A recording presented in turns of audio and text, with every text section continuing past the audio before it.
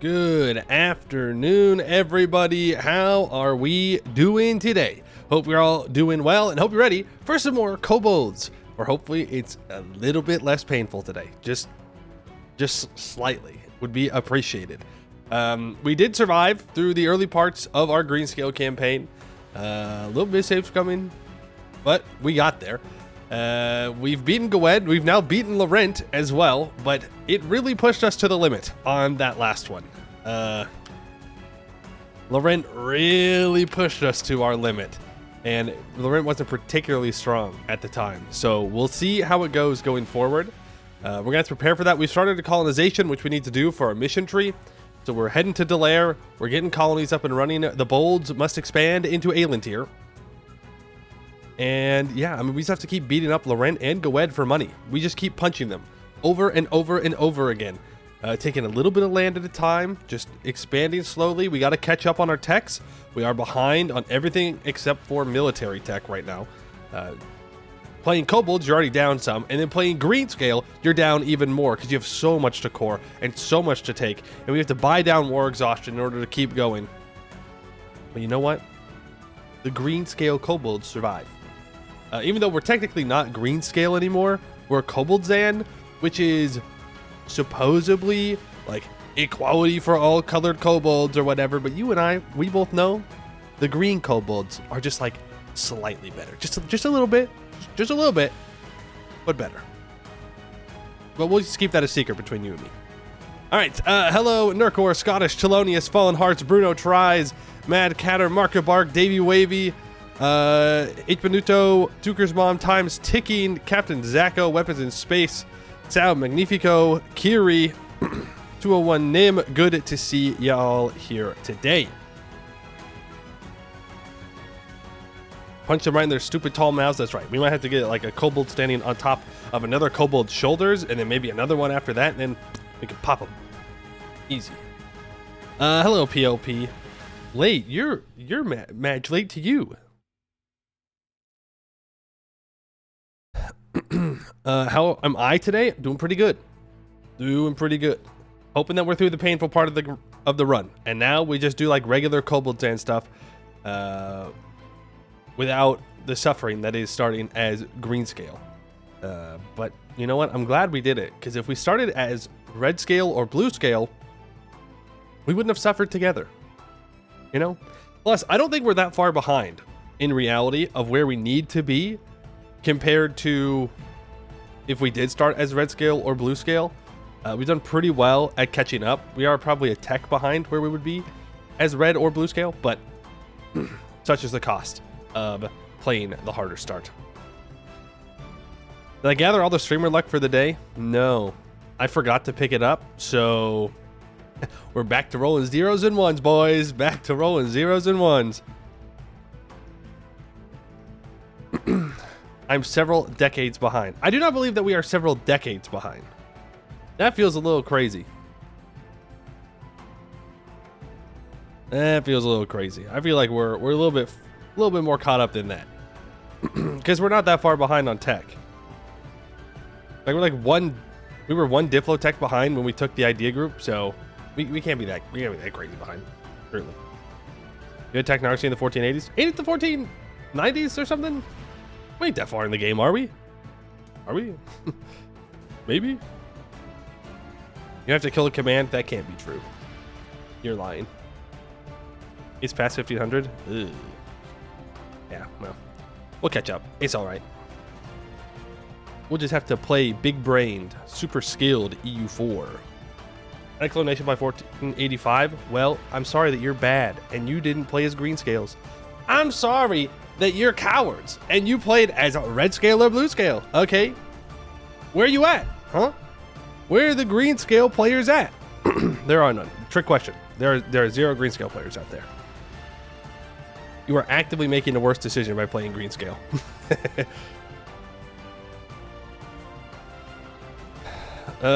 Blues took over Reds early in yours and was warned by Gwed and attacked by Big Frozen Mob, but you punched your way out. Nice.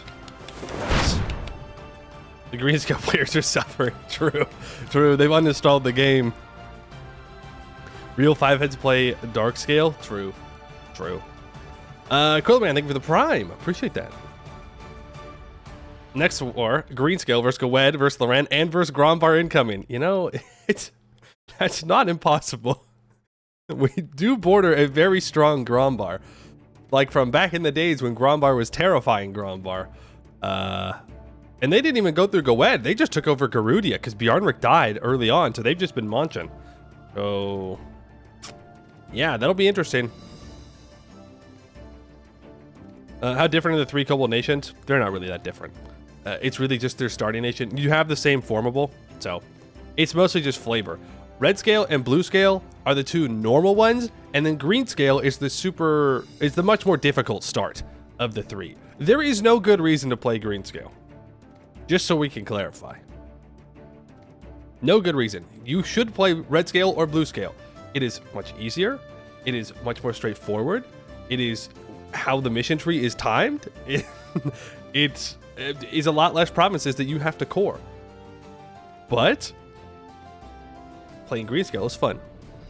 You find fun in the suffering, of course. When does Kenor get revealed again for kobolds? I don't know. Probably sometime soon. White dragons are cooler than most other fantasy dragons. The ones that are usually just like basically animals. The ones with low intelligence. You don't want a scheming dragon? You just want like a brute force dragon? I don't know. So freeze in ice cold breath heretic. I do think that ice magic's cool. I think ice magic is cooler than fire magic. And I think that lightning magic is cooler than the rest of them. I love lightning magic. I think it's sick. It looks cool. If I have any Koboldzan questions, let me know. How do I annex Laurent in one war as Koboldzan? That's my question. It was fun, I think. You almost rage quit 4 different times yesterday. No, I wouldn't. It's fine. The first couple of runs were bad. When I get to the point where I'm save scumming battle rolls, that's not good. That means I was getting tilted. I got a little upsetty spaghetti. Okay, just a little bit, and then we reset. We 1444. We go again. We got it. I debug mode the console. Oh, interesting. The forbidden tech. The secret technology of the dragons. Integrate A01 will do it. It's this special kobold mechanic. Of course, it's ice magic. It's cool. Of course, ice magic is cool, Poe. It's frozen. Finally caught a Yap stream. Funny. Jet King 1, thank you for the 2 months. And yes, welcome to the Yap stream. Well, you know, a stream with a Yap in the beginning, where we're going to go over one single Tinto Talk today, which is about diseases in Project Caesar, aka EU5. What is my favorite dragon color? I mean, blue. Blue, probably. I mean, red dragons are a classic, right? But blue is pretty good. They got lightning breath. Lightning magic's cool. Captain Zeko, thank you for the 100 bits. Train. Have a tip. Appreciate that.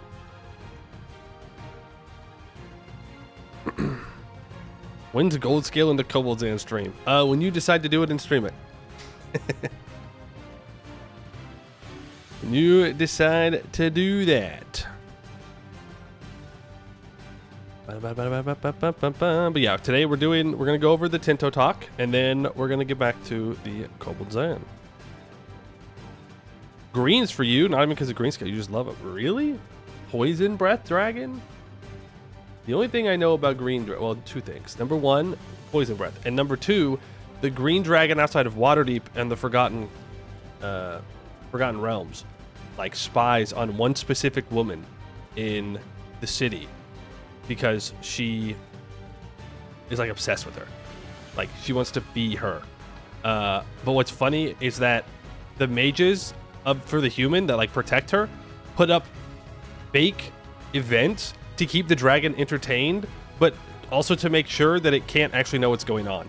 So essentially the dragon just sits there all day watching a telenovela of super dramatized events that are not actually happening in Waterdeep, and the dragon can't go in because there's a barrier around Waterdeep to stop her, so she has no idea that she is being tricked the whole time. Very funny. Very funny. Black is poison, green is acid. No, black is acid, green is poison.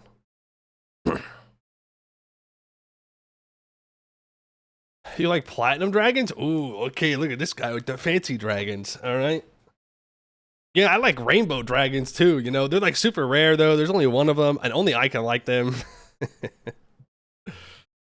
Purple dragons? I mean, there is a purple dragon.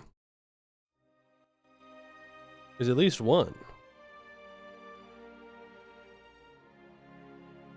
There's at least one. Okay, hold on. I gotta move all my tabs around now. We can get to the yapping. What is yapping? You just like Bahamut. Fair enough. Fair enough. Ready to go to the inn? Nope. Never am, but we gotta go. We gotta go. The best dragon is clearly Puff the Magic Dragon. True. What about Pete? Anybody out there get that reference? Pete the Dragon? What a... Ooh, you gotta be old for that one. You gotta be real old to understand the Pete the Dragon reference.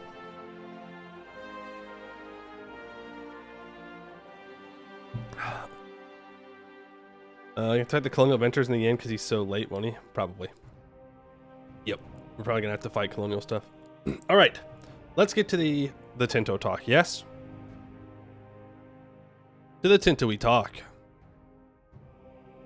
All right, Tinto Talks 49. Welcome to another Tinto Talks, the Happy Wednesday, where we discuss details from our secret upcoming top secret game with the code name of Project Caesar. This week, talk about diseases. This is a tooltip that they have at the very beginning. Severe smallpox outbreak in Artatov of 1337. Small outbreak of smallpox has happened on the 1st of April, 1337. It has so far affected 562 locations. Damn, there's a lot of provinces. You know, it's really hard to put it into perspective, even when you look at a province map. But the fact that, like, yeah, 562 locations, and then you look at this, and it basically hasn't left Eastern Europe at all. You're just like, crazy. Crazy. It shows the disease has killed people in the most affected countries are here. So this is all the pops that have died from it. And it gives you a little information about the disease. Smallpox is a terrible disease that produces on the sad victim fever, vomits, and finally an enormous amount of liquid-filled blisters that cover their entire body. Wow, that sounds really bad. It'd be a shame if those came back, you know? Just saying. You're from EU5? Yes, this is about EU5. We have two types of diseases. Environmental, which does not spread through movement of trade nor movement of people, and those that spread. Okay, wait. So this one is just environmental, and then it's those that spread. Okay, maybe it could be a different name, but... Okay. A disease does not just infect the pops on a location, but can also infect armies. Each disease has many different attributes, all of which can be complex calculations, and this is a very flexible system, entirely modeled through script.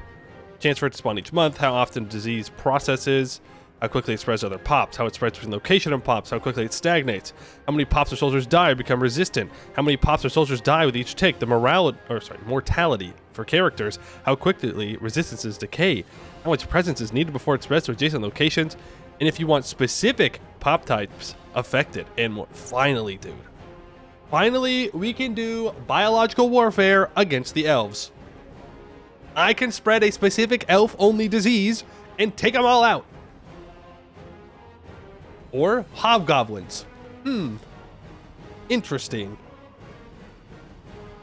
Hello, Command. What are you gonna do with your army when they're all sick? War crimes? War crimes, more crimes, you know? How many war crimes would the elves do if you let them live?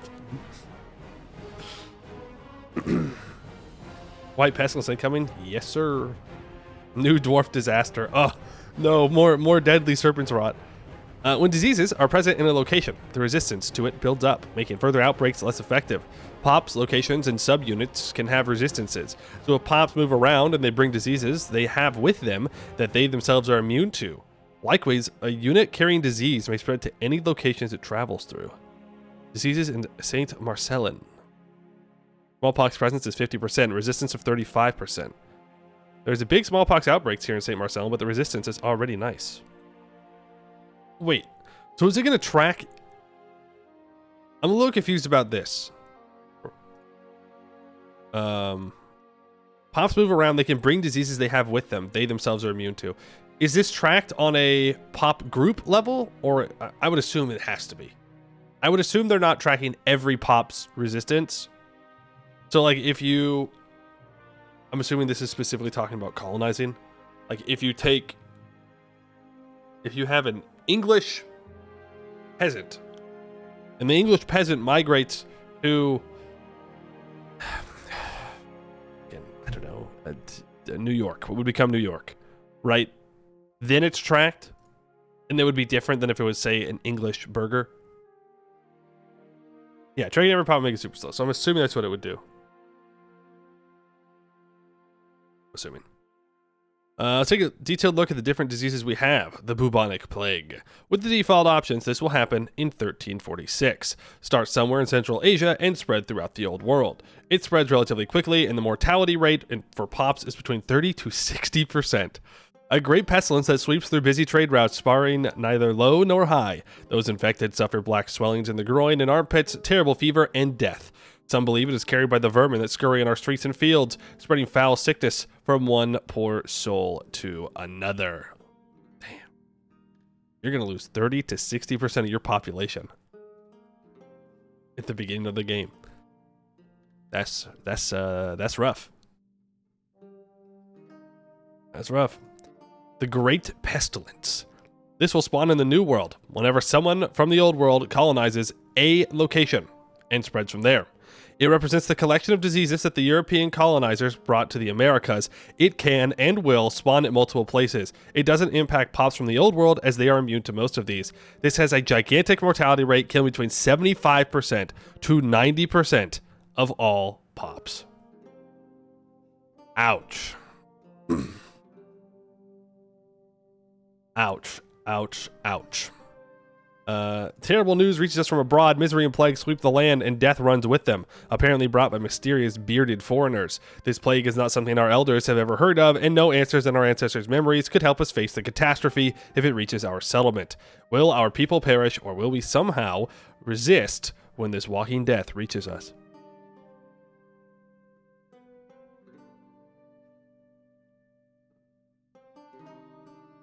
Sneaky natives nerf. I mean, I wouldn't call it a nerf. I mean, this is just, unfortunately what happened.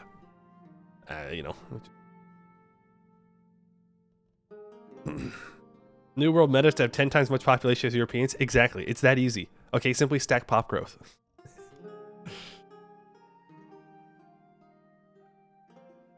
Just wondering how this game can possibly run given how deep the mechanics, how many provinces there are.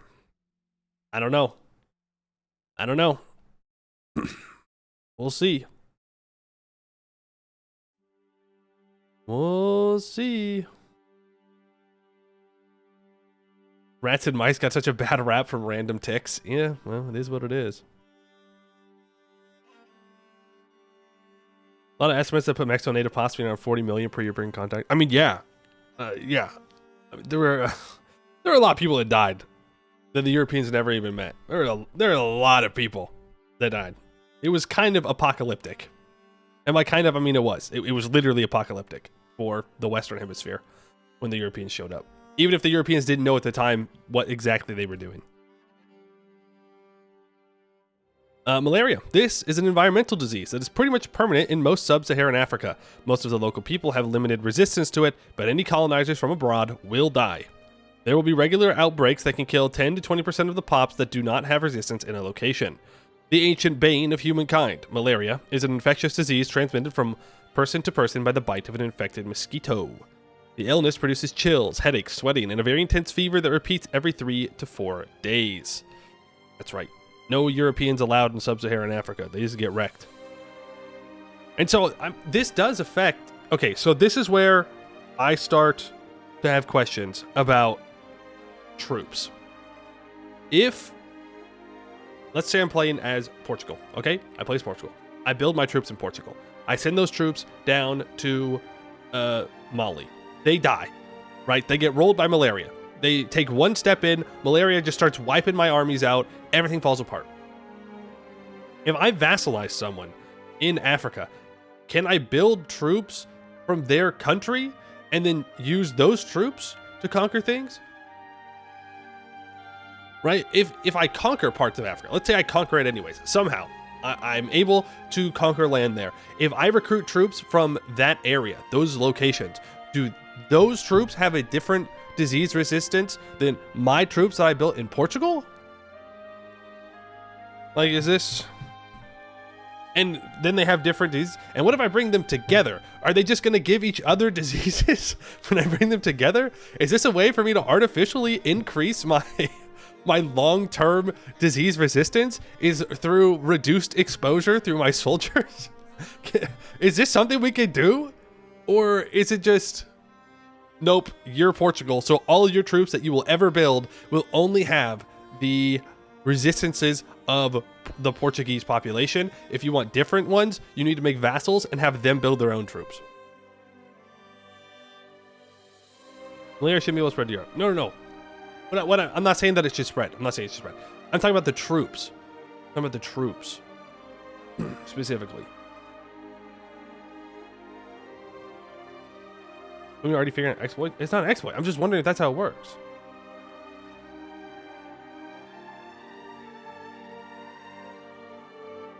Oh, you're talking about something. Okay. Armies are an incubator to disease, so it'll be working as intended. I mean, yeah, but I just want to know if the soldiers you build, is it essentially like tied to your primary culture, or are they tied to the actual pops when it comes to disease resistance for the individual troops that you're building? Typhus outbreaks will appear in the areas of the world where one of the three types of typhus are endemic. It will also spawn in forest, woods, or jungle locations, spreading from there. It spreads relatively slowly, but the mortality is between 4% to 40%. This deathly sickness creates on those stricken by it a great deal of fever, a big red rash that might extend over the entire body, and a confusion of the mind that might get worse, to the point of full-on delirium. Those poor souls that reach the point would develop gangrenous lesions and invariably die. Man, diseases are bad. Bold statement from me, I know.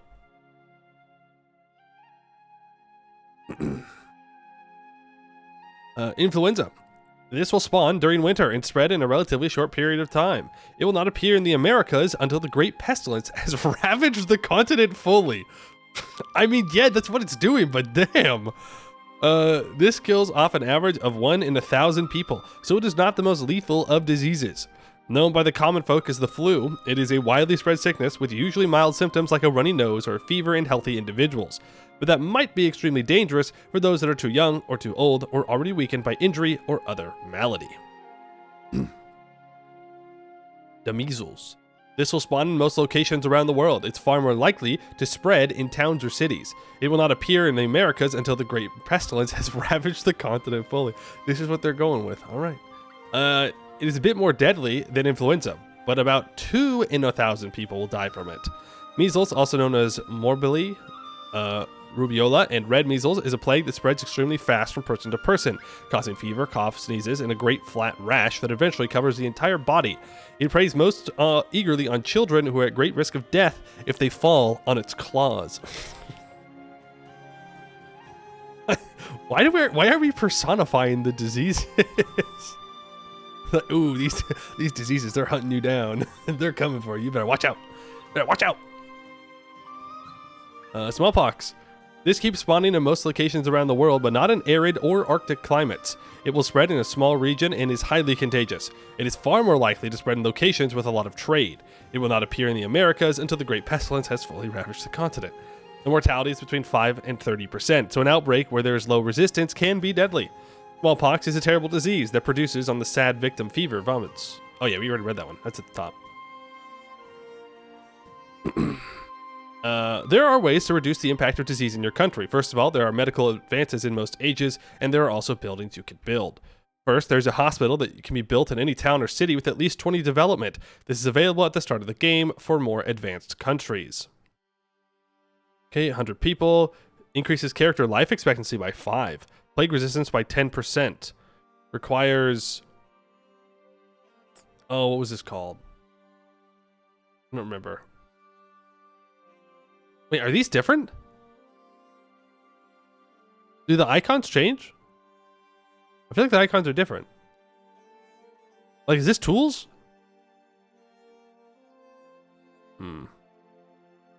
Is this stone? Medicaments? Books? Paper? Fiber? Is that what it is? Is it fibers? Can't remember. Requirements for construction, masonry, glass, and lumber. History of the hospital is old, as many ancient civilizations had their own version of an institution which houses the sick. During the medieval period, the hospital evolved further as it now focuses additionally to the health and care recovery of its patients. Then, after the scientific revolution, you can research in the advanced for medical schools and build them in your towns and cities. Okay, additional +3 character life expectancy in the location, 33% plague resistance. Ain't that honey? Did they add honey to the game? I'm confused. Wasn't there no honey? Mercury? Oh, that makes more sense. Then you have cloth, glass, paper, iron, tools. 10 years to build. I mean, you know, it's a school. There's a railroad. I don't know what the railroad represents. Maybe it's a city building or something? I don't know. Next week, they'll talk about how forming new countries work. Well, that was a short one. Let's see, we got any interesting dev responses?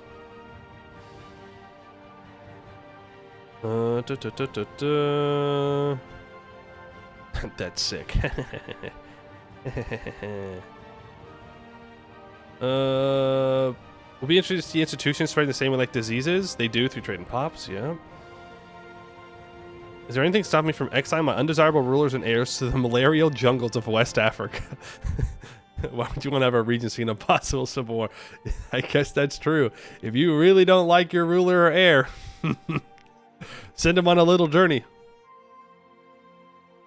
In the most affected countries breakdown, can we get a relative percentage of total population column? Might be more meaningful information to know that it's killed 20% of Ryzen's population to know it's killed 29,000. Oh, okay. You always see your current population at the top of the screen, so... Yeah, but I think what they're asking for is to be able to see everyone's, like, current amount of population. I agree. I'd like to also see a percentage. Just put the percentage next to the number. No?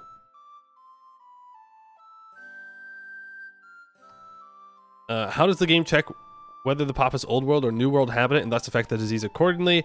And same for how the immunity happens, or is that tied to hospitals? Can you start biological warfare and infect the whole world with it, including Greenland? It knows where the culture is from. Okay, so it does seem... That doesn't really answer the question I had about the military, though. But it does mean that pops are just tied to culture. Yeah. At least when it comes to diseases. Basically, this is amazing. Basically, a small pandemic simulator. Wow, this is amazing. We need that. Would have been fun to play with this during the high days of COVID. I don't know, man. I disagree. Ever try the old mobile game Pandemic? Yep, Pandemic Inc. Classic. Classic.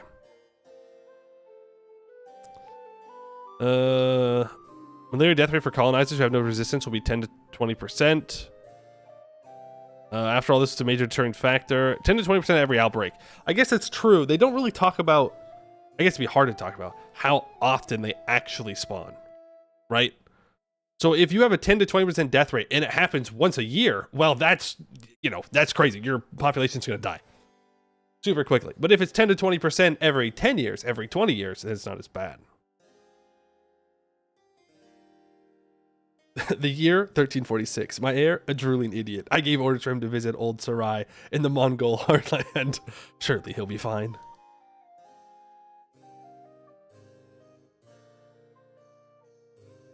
It looks awful to endure as a country, but great to play around as a player. You mentioned it's really flexible and uses scripts, so I assume new diseases can be modeled in. Is it possible to have diseases with only positive modifiers and or mechanics? Not that it would make a lot of sense in a realistic setting, but something like increased productivity for pops or higher stats for important characters. You can make diseases that are insanely unique, yes. But I get what they're asking. They're asking if you can adapt the disease system to also, I don't know, like magic? I guess that's what they're asking for is magic, essentially. Like a magical aura that makes your people more productive. I don't know. But it is interesting. And as long as you can customize them, that's good. Does bubonic plague need additional mechanics to resolve itself, or are the disease spread attributes that you've implemented enough for it to gradually vanish as a large-scale problem the way it did historically? All diseases, unless otherwise scripted, eventually disappear. Map you shared is the large blacked out region where the nation's visibility ends. Oh, yeah, okay. In theory, use my armies to wage biological warfare, rather inefficiently in most cases. Medical, hemp confirmed, fiber crops. Haha, I was right. It was fiber. The honey or beeswax or both. It is called beeswax, but represents all apiary goods, including honey, as it's also used to produce wine using a mead production method, and beer using a Mjolska production method. Say goodbye to all your Aztec, Mayan, Incan empires. Yep, it will be an apocalypse. System's fully moddable. Okay, anything else? How's colonization work then? How have we colonized Brazil and Africa if every European will die? And hospitals protect only from the plague. Damn. Brazilian colonies were not really in the top malaria areas, and what part of Africa was colonized in large amounts before 19th century by Europeans. Homie learns that EU4 colonization, not actually historically accurate. Shame. It's a shame. Can we have malaria be endemic to places like marshes in northern Italy or south of Rome, given how it's historically present there? They talked about it, but it's abstracted away. Abstracted away in what way? Like a lower pop growth? How about you cure me by giving me early access? I respect it. I respect the grind. Respect the hustle. Intentionally spread diseases to your enemies. Move your armies and do trade. But is this how sake and other types of rice wine will be represented as well? A production method for wine. Oh, okay, yeah. You're still a bit skeptical about letting you skip the Black Plague. It seems like the world state would be very difficult to balance if you had to account for scenarios in which Europe either does or doesn't lose 60% of its pops. We don't test for long-term balance on it. I think that's valid. It's valid. The game is balanced around the Black Plague happening and about it wiping out up to 60% of the pops in the old world. Well, you know, Europe and parts of Asia. If you don't want to play the Black Plague, that's fine, but I definitely don't think you should expect them to balance around it. You want to change the game? That's fine, but games can be balanced in this way. Do you think location average literacy could add some disease resistance, as a lack of awareness could lead to diseases spreading while knowledge will let you know what to do? All depends on what you read, though. Yeah, I mean, it's not like they have Google. You know? It's like,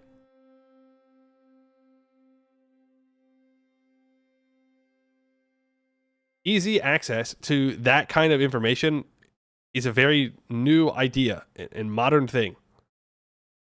So even if you were literate, that doesn't mean that you went out and read, you know, textbooks about disease. It means that you read the Bible, right? Like that's what it came down to.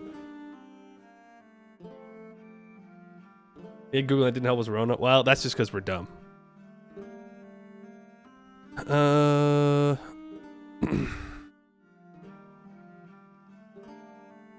That's a lot. Is the TT fly not present in game, or is the dev just listing a couple of diseases present? Okay. I've noticed that we only have one endemic disease so far, compared to several epidemic diseases. This needs a bit more work to make it fully functional. We'd like to add a few more endemic diseases if possible. Cool. Does plague resistance from the hospital medical school only affect the bubonic plague or all diseases? It is all. What determines if an army becomes infected by disease And what are the immediate consequences if they are? Are the chances increased by certain actions, like moving through infected areas, prolonged sieges, moving through marshy terrain, etc.? Can you weaponize a plague by taking your infected army and marching through enemy territory? Yes and yes. The drawback is that your soldiers will die.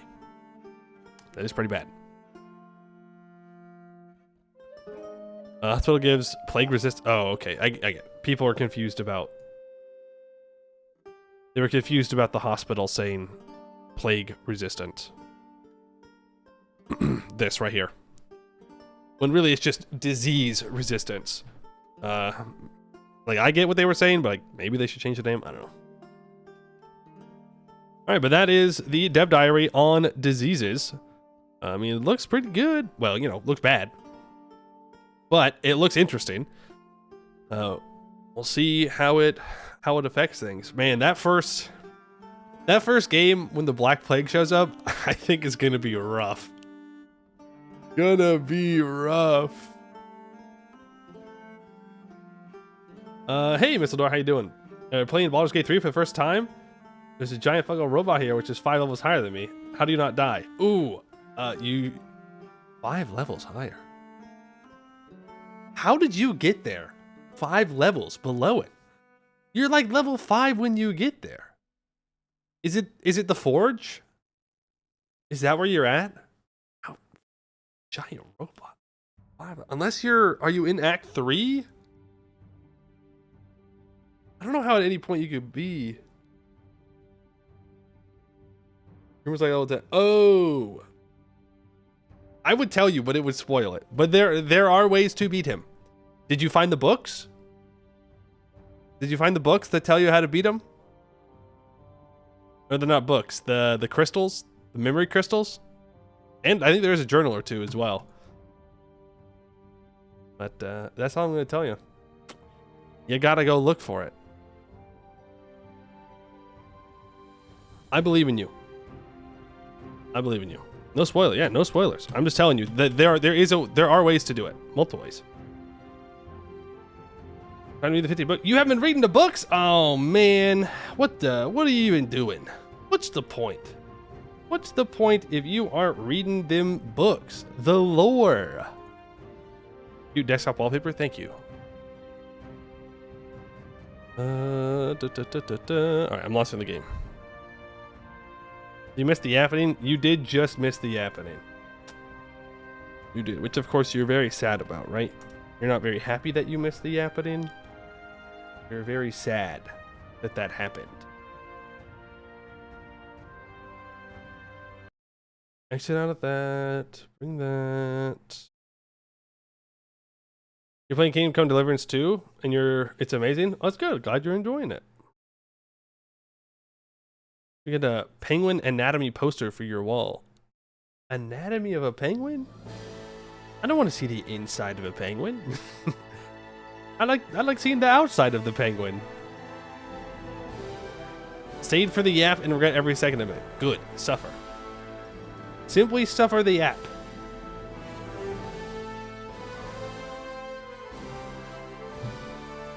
It's the inside that counts? No. Incorrect.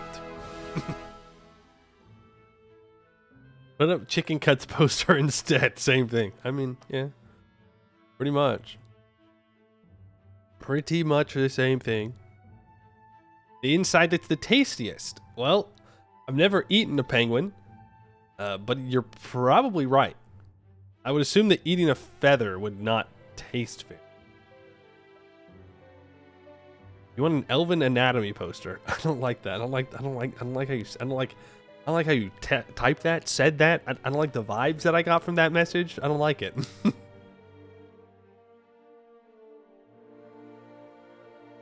The inside of a penguin's beak is a bit frightening. They could chomp you real good if you're not careful. Wouldn't things be pretty fatty? Yeah, probably. Do I look 10 pounds skinnier than yesterday? I mean, as great as that would be. No, I don't think so. I also think that would be a really unhealthy amount of weight to lose in one day. 10 pounds? I think I'd feel that one. Got to about eating penguins in Anbennar one time. So have I. And I ate them. And then people are like, oh my god, I can't believe you ate a penguin. But like, you gotta eat, you know? That's just the way it goes. Circle of life. Playing Greenscale-Kobildzan does that to you. That's right, I got a couple more gray hairs. I lost a lot of weight. My mental health in the dumps now. All because I played Greenscale. But we lived. Pretty good. 50 Diplo is 50 Diplo. Exactly. Ooh, it is 1507. Ouch. Could have played the other scales? Nah. I played the other scales before. Played red scale. I played blue scale, which means we needed to play green scale. Plus, funny. Succeeding as green scales, worth the suffering. You know? Just to say that I did it. To say that we did a green scale campaign. 50 birds. There was a lot of birds. All right. Welcome in, Yap skippers, you silly billies. Why would you skip the Yap? Who knows? But welcome. We're back with Kobildzan. Where, today, we need to catch up on our missions. We are a bit behind. In order to do that, we need to colonize like crazy. And we are working on that. We get plus 75 to our colonists a year. We're going to jump into Delaire proper here in not too long. As for stuff on the home front, we still struggling a little bit. We're building our manpower back up. We need to build up to our force limit. We only have 19,000 troops, and I could have 50. And Dragon knows that I need more. They've got a 6 mil ruler here. He's strict. Gowed is unfortunately starting to come back into the game a little bit because I had to fight Laurent. I do want to fight Gowed soon. I might just hire mercs and go beat Gowed up. We can hire the monstrous horde. Half the money we get from Gowed is going to be spent paying back for the mercs, but could be worth it, if anything, just to weaken them. We do need to explore, so let's go ahead and explore the Broken Sea. That'll work. When you say dragon knows what dragon do you mean? I don't know. Whatever the equivalent of God would be. Whatever the equivalent of that. That's what I'm saying. All right, we need to get our religious unity up to 70%, which is currently at 56%. I don't know if I have. No, I don't have a religious unity 1, do I? Culture conversion cost 1. Oh, I have a missionary aspect? Ooh.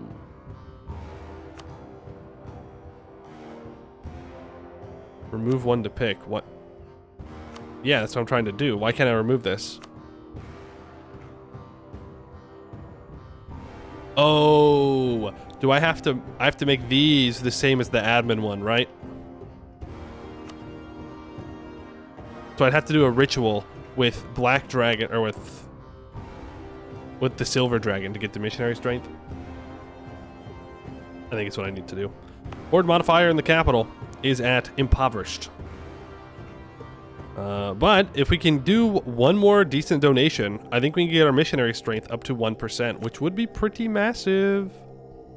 So maybe we should do that. I don't really want to give up my money is the thing, but... Tiny investment, 250 crowns. Kobold's got a weird definition of tiny investments. Very weird definition of tiny investments. Because to me, that's like a massive investment, you know? That's like a lot. Laurent starts a golden age. Forlorn Isle has been colonized. Let's... Is there anywhere specific they want me to colonize first? Yeah, here. Which is where I want to colonize anyway, so we'll send them on over there. Boom. Perfect.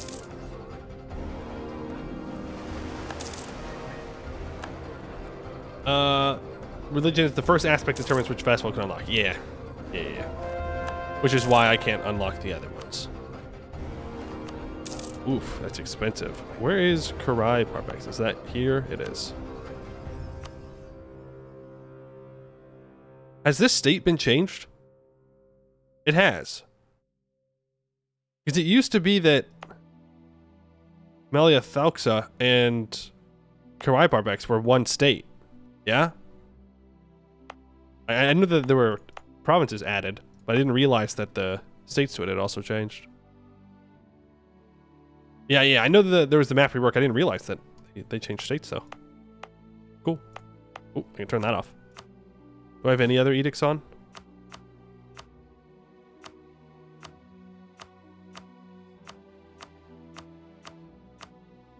To be fair, we kind of needed those edicts for the most part.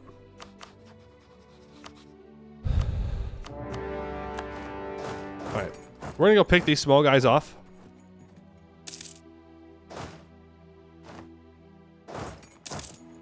Just do something here.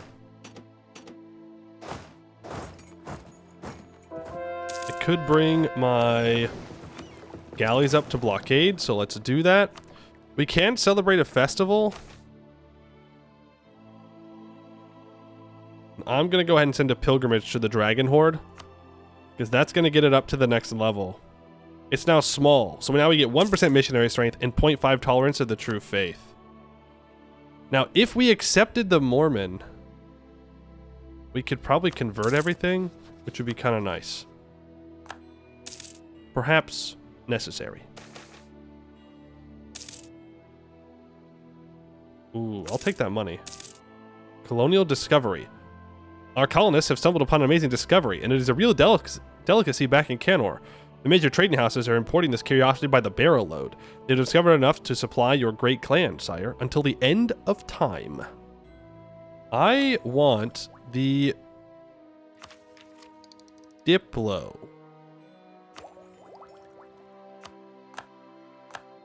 Yeah.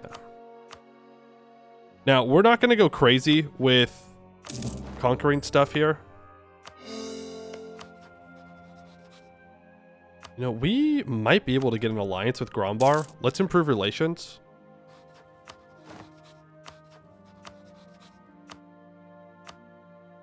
But I do want to take this state.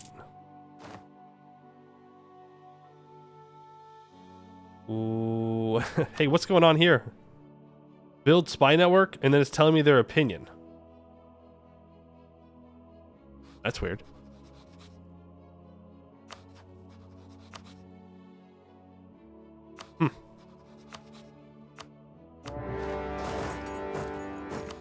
Like, we could go after Cold Market as well.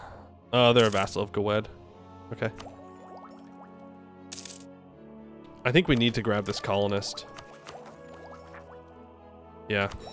I know we could wait and we can get it, you know, a little bit cheaper, but I'm not going to do that. We're going to commit to this. The Kobold Artificer Settlement of Zurzurmexia. We have a bunch of kobolds that are leaving, and the founding of Gomoport. They're going off. They're going to do great. I believe in them. Traitors. Abandoning us.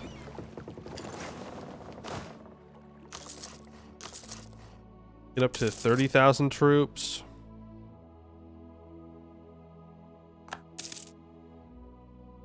Right, there is the siege. I will take this province. It is 80 admin points, which is a lot. Is a lot. They want me to fire my inflation reduction guy. Gotta admit, I'm not in love with that idea. Not in love with that idea. Kinda need him.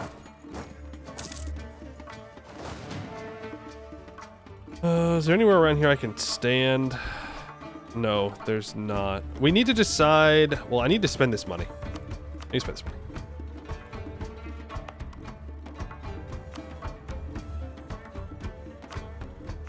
Are there any decent workshops that I can build? Yes. Yes, there are. I wouldn't mind getting a couple of manpower buildings if they're decent. We need to go to war with Gawed. I think 30,000 troops will be fine. Honestly. We're gonna sell C's. Does put us a little bit under 20, which is a little sad, but it gives us a bunch of money. Can't upgrade these centers of trade. But I need to take these 2 provinces off Gwed, and I need this state and this province right here. So we need to do this war. I know we're gonna need it, so let's just get to it.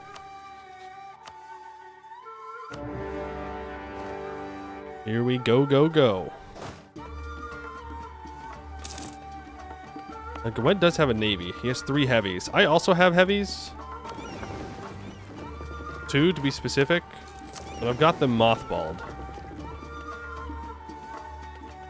I think I'm going to unmothball them, though. Because I would like to kick Gwed out of my... from blockading me. Oh, I should have... Well, who knows if he's even going to ally me. Let him siege all that down. It's fine. Let him throw his manpower away. He's already lost 4,000 manpower. We know how this goes. Am I demonsterizing? I am not demonsterizing. I kind of forgot to do that. We'll do that after this war. That is definitely something that I meant to do. We do not want to stay monstrous. Though monstrous CB is nice. The 3-4. Do we have a better general? We do. Edelbeck is still alive in this timeline. The Broken Sea coast to get that explored. Yeah, that's 166 months. I don't think I can do that. We either have to full state something. I need to get a missionary strength advisor. But this war is going to ruin my religious unity. Even more.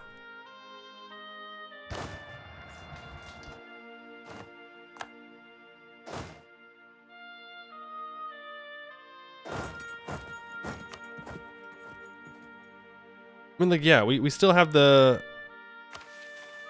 Wait, half cost mission tree? No, I don't think so. Need to discover the rest of Colonial Delaire, which we're getting to. We have to discover this little guy down here. After that, we'll be able to complete the Shape of Delaire, and then we get a bunch of settler increase over there in those areas, which we'll need to take advantage of. You, stop. Can I go for Gwed's capital? I think so. Think we can afford to do this?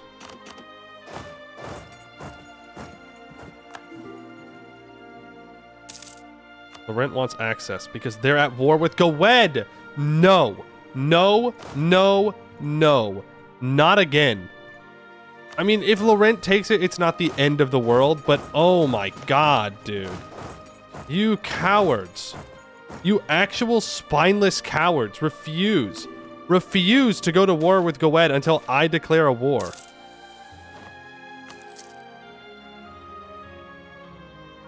God, that is frustrating.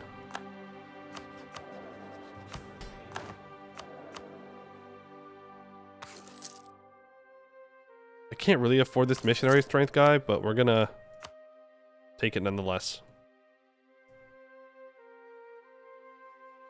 That is so frustrating. He's walking down to attack my troops.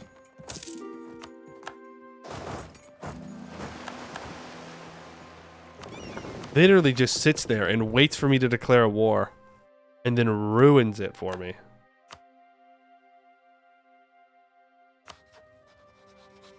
We're gonna have to declare war on Laurent when our truce timer's up. It is what it is. Is what it is. Is Envermark, or no, it's probably Bavik. Is Bavik where I could put traps? I need to get another trap up here somewhere. What have you missed? Laurent being a bastard. That's what you missed. That is what you missed. North Aelintier coast, please. That should complete the mission.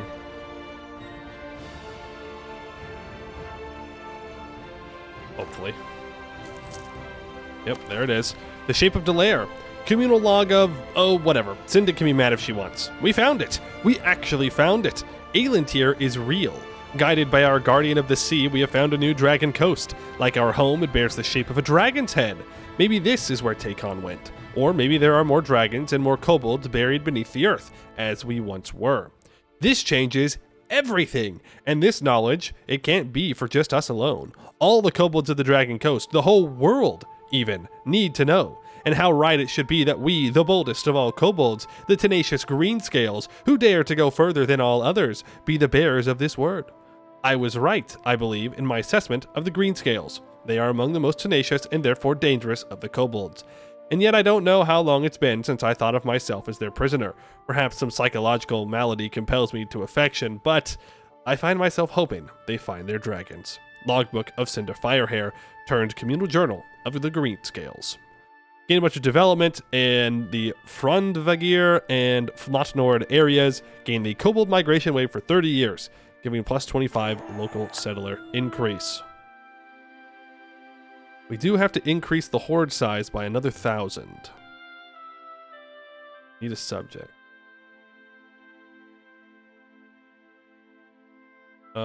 Can we also build trap to see the provinces? Oh, I guess that's true.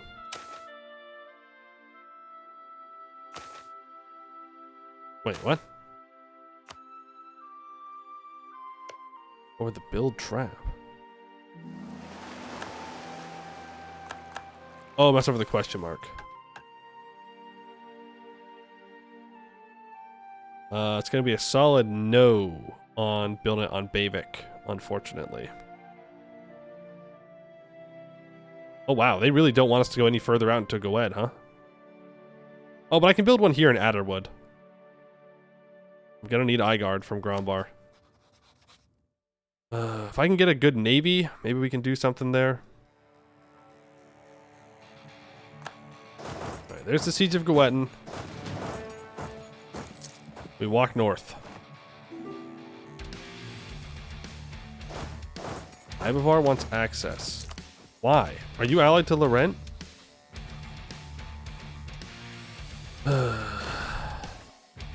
Ooh! Cheeky little stack wipe right there. Alright. Okay. I see you. Kobolds popping off. I'm gonna shift consolidate here. Send 10,000 over to Cold Market. The rest of you can get my land unsieged. I appreciate that.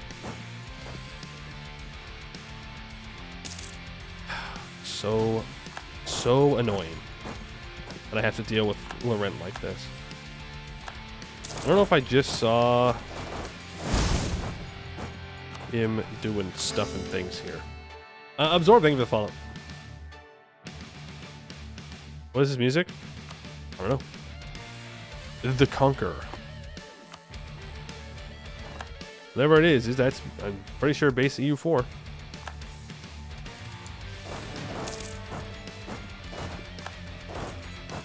South. I don't think we're going to win this siege race. Leave those guys behind. Bring our stack down. I mean, that's Goed's army, isn't it? That's a decent chunk of it.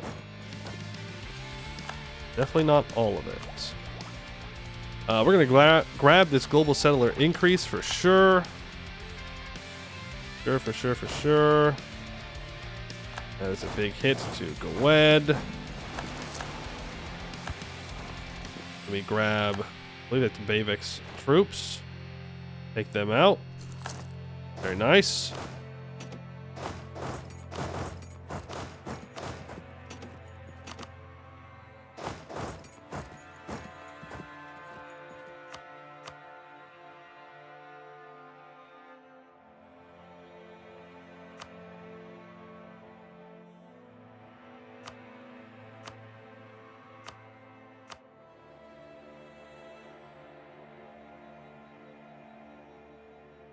Yep. It's less provinces that I have to take off of Laurent. Just get in, take the money, walk away. We can come back for this stuff later. It's not a huge deal. Not a super long peace deal. And that way Laurent can only take a couple of provinces down here that I specifically want. And I get to keep this fort. And I hopefully can engineer a kobold trap on... Which area is that even going to be? The Dragon Coast. We would like it in Zaze Fortora. There you go. So I can get traps built up here. Help defend against Laurent. Yes, I can stab up when I have points. I'll start coring everything first. Then we'll stab up. Felt hats. Beaver fur is an excellent material for hat making. Price of fur increased by 37%. Better than kobold coats, that's for sure.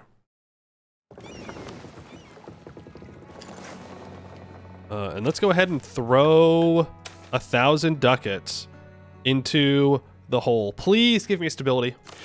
Yes. Yes. Yes. Okay. So there's our stability, so we can now start to demonsterize. Boom. And... oh, we definitely want to switch this up a bit. Oh, man. We should have done it beforehand. Nuts. But I want to switch over to this global settler increase. We need to switch away from hold fast to the old ways as well. Otherwise I'm going to get dunked on by stab loss events.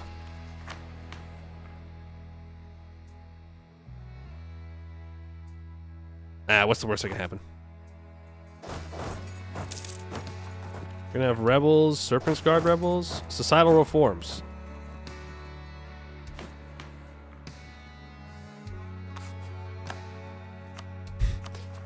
Embrace new thoughts. It's gonna make our idea cost more expensive, which is not great, but is what it is. Demonsterization moment. I'm gonna delay taking technocracy. No. There's an alliance with Grombar. I would like to take technocracy as soon as I can. Even if I do lose stab. But I have to do more conversions. We're back down to 60%. Switch to the settler reform? No. Portnum allied Wex. And is guaranteed by Goed. How did you get a Wex in Art Alliance? That's crazy. Tolerance of Ruinborn up. In those Diplo points. You need to be exploring always. Always, always, always, always, always be exploring. Strong Vern and Eberthil game. Great. Great, great, great stuff. Great, great, great stuff. Ooh, 100 population. Very nice. I'm going to have particulars. Let's just march our guys down. There's going to be some more supply limit down here as well. We can catch up on our manpower, our kobold power. There's our truce with Laurent up. Really? I hate this island so much. The Protocols of Conquest. Our attempts to legitimize our nation in the eyes of the international community has raised questions on how we conduct ourselves in war, and more importantly, conquest. We are used to the rule by strength. The strong rules. The strong keeps what they can earn. But apparently the greater world prefers war with just causes, and this ridiculous thing called a casus belli. Perhaps learning more about the ways of warfare will teach us a thing or two about conducting ourselves in military affairs. Yep. Gotta do it. Does he know about the yin part? Yes, he is aware of the yin part. How did you ally Wex, man? That is a crazy alliance. Did Wex rival Laurent or something? No. I guess he rivaled Gowed, so maybe that's why. Still, that just feels wild to me. Right, there's a colony completed. Now we just settle along the coast here. Settle along the coast. Bring you back. We need to deal with Laurent. I just watched Laurent delete a bunch of troops. Ginfield has been released. Declare war. I don't even want to take land. I just want to win the war. Because that's 20 demonstration. Like, that's actually free demonstration progress for us. Yeah. Oh, is it reform progress? Oh! I misread that. Okay, we're going to want to switch to tribal assimilation then. Yeah, and then I gain monsterization through doing this. Yeah. Okay, my bad.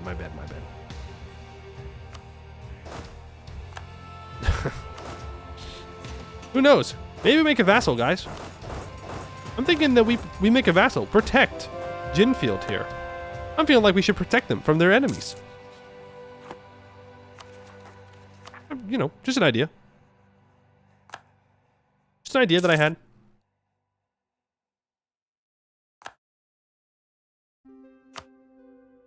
Just a funny little kobold idea.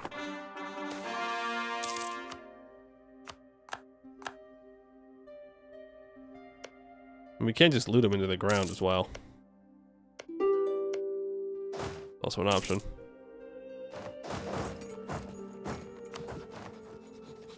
I'm just saying.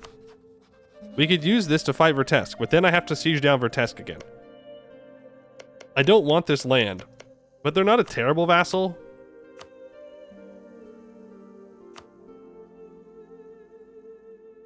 It's just a lot of aggressive expansion I don't need to take.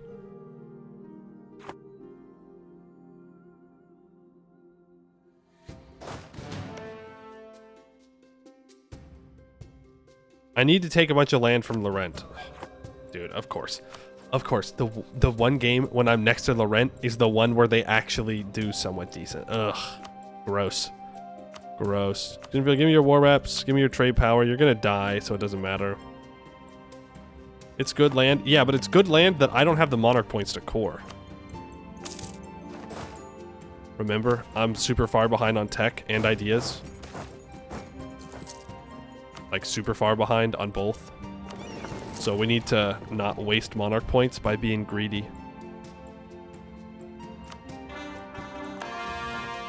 No being greedy there if we don't have to be. We're just going to seize land here. We are going to swap over to the global settler increase. Invest in a new technology. I can take Miltech early and gain the Inno. I mean, like, yeah, I could. That's true. I could do that. I could.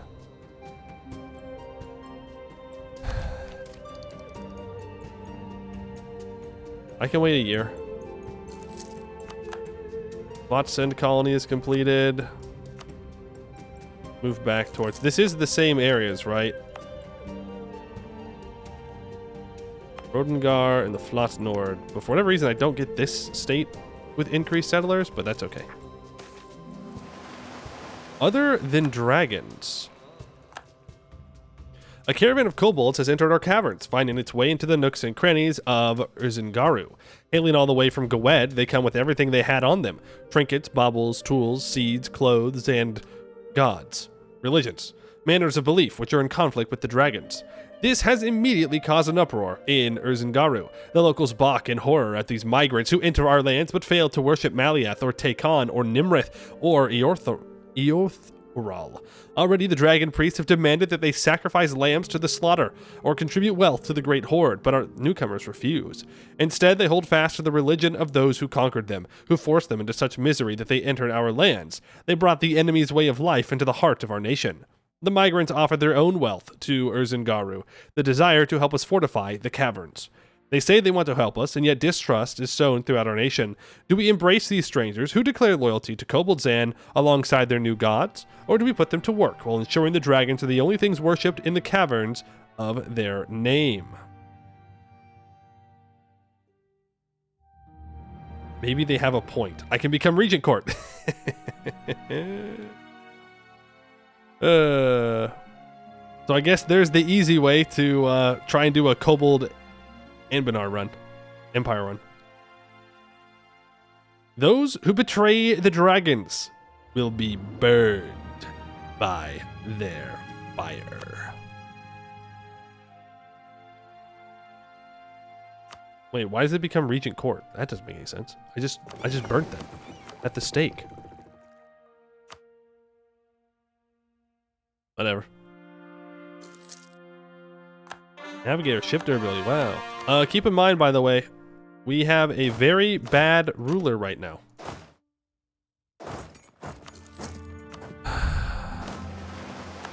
Very bad ruler.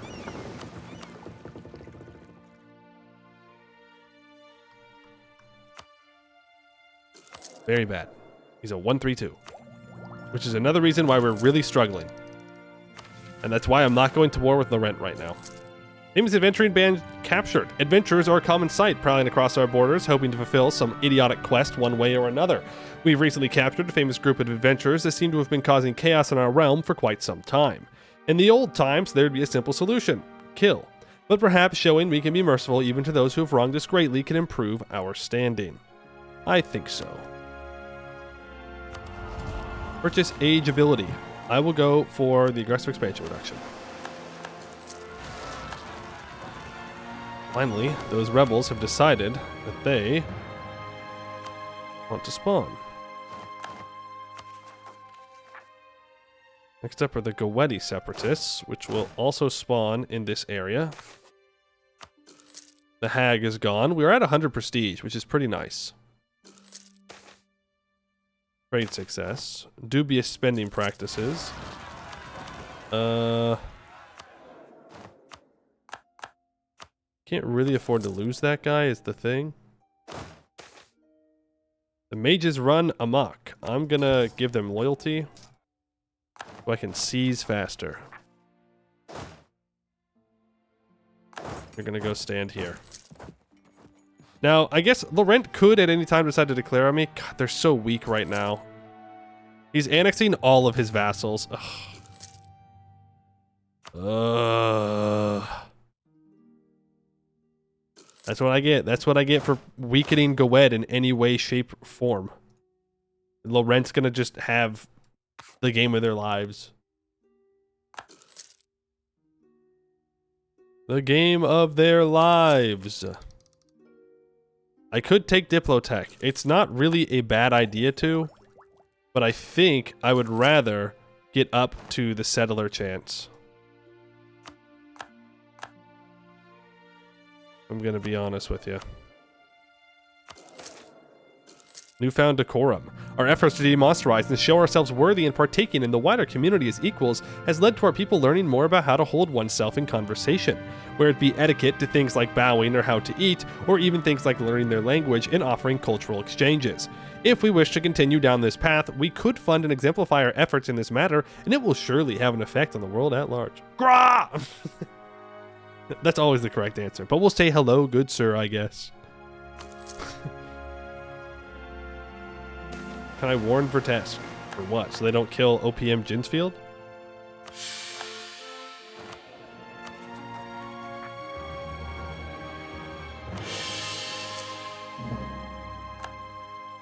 I mean, I can. There you go. It's not going to do anything.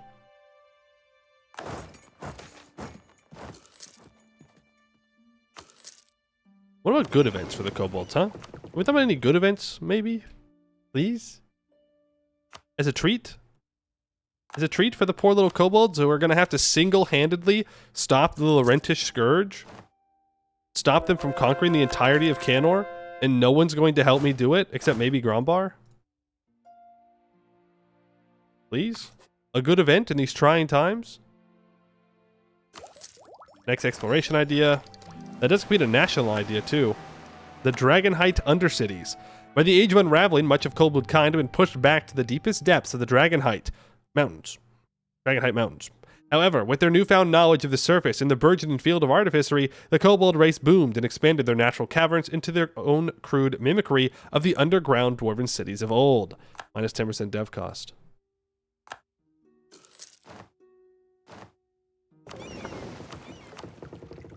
Why did you stop exploring the Giant's Coast? That was weird. I missed the, but honestly, that's fine. I would rather do some development.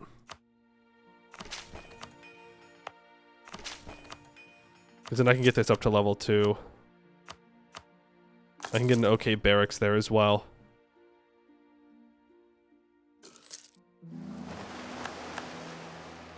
Are we gonna do this thing where the rebels never pop?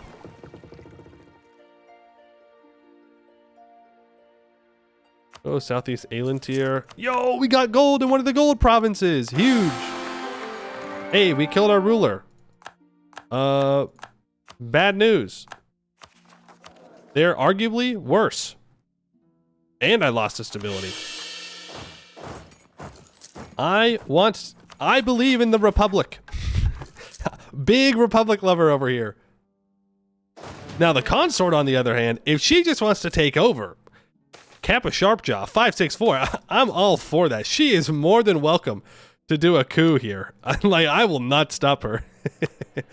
But unfortunately, we're not there. 67%.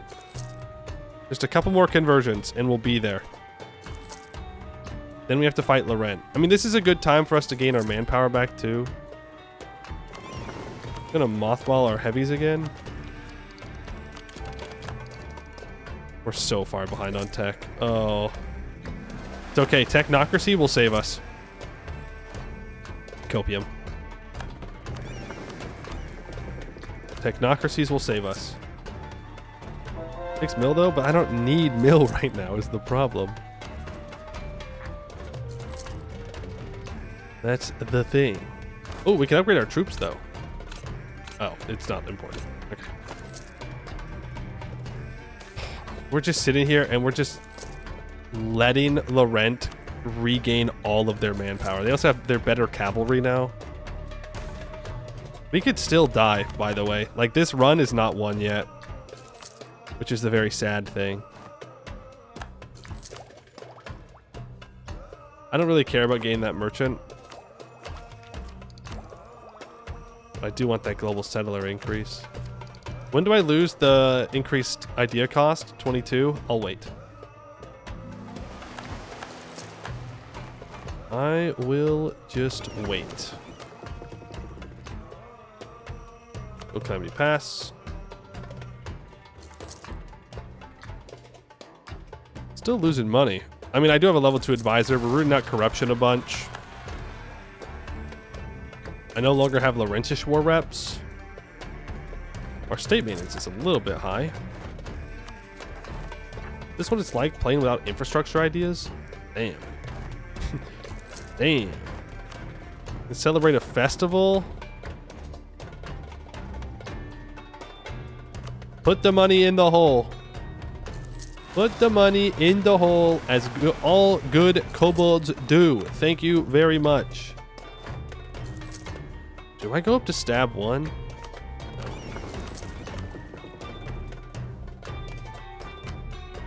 For what? For Laurent to come and ruin any prosperity that I've gained?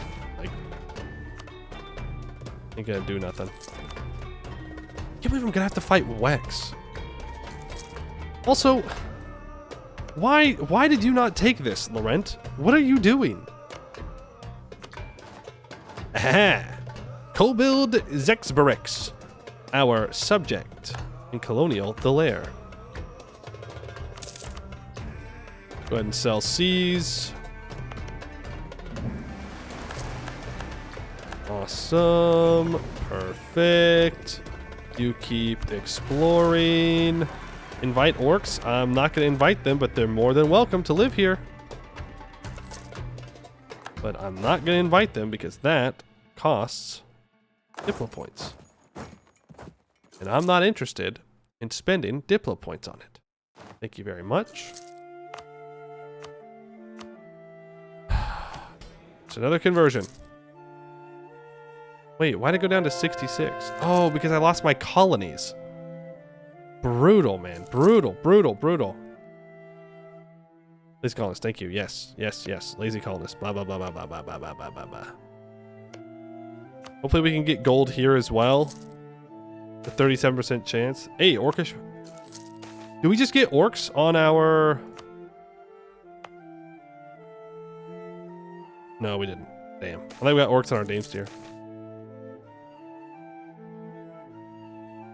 Cheaper advisors. 102 crowns or 15 prestige and a cheaper level 3 advisor. I'm gonna go for that money. Rudy is looking juicy. Does it? Because from where I'm sitting, it looks like there's 64,000 Grombari orcs that are gonna kill those trolls whenever they feel like they want to do it. And I'm gonna let them do it for now. Eventually, I'm sure we have to fight them. But for now, I would like to have one ally. One singular ally. Oh, we did it. The meaning of Dragonfire. Oh.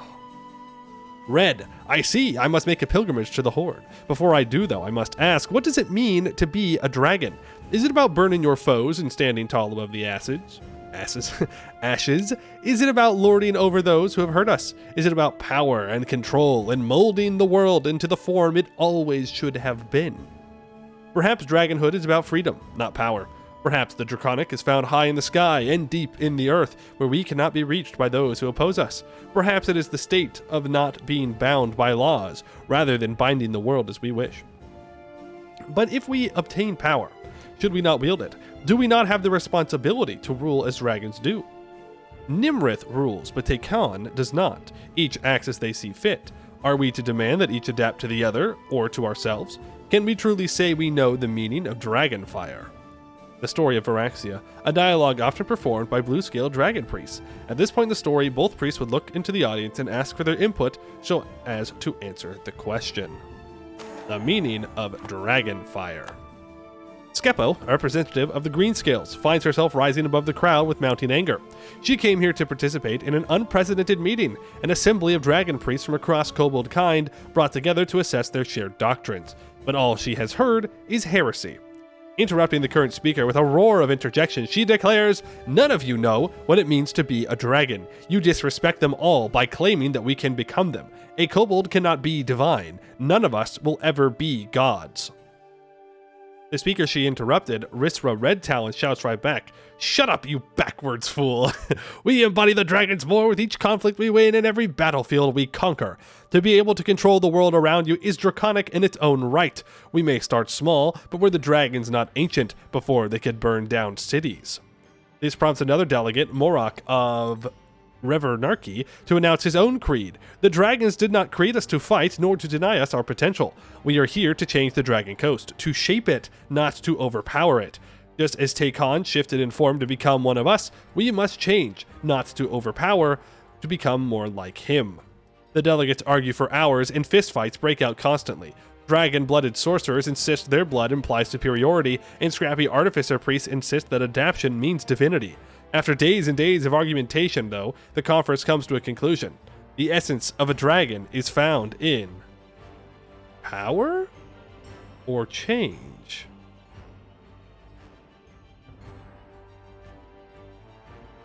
Interesting.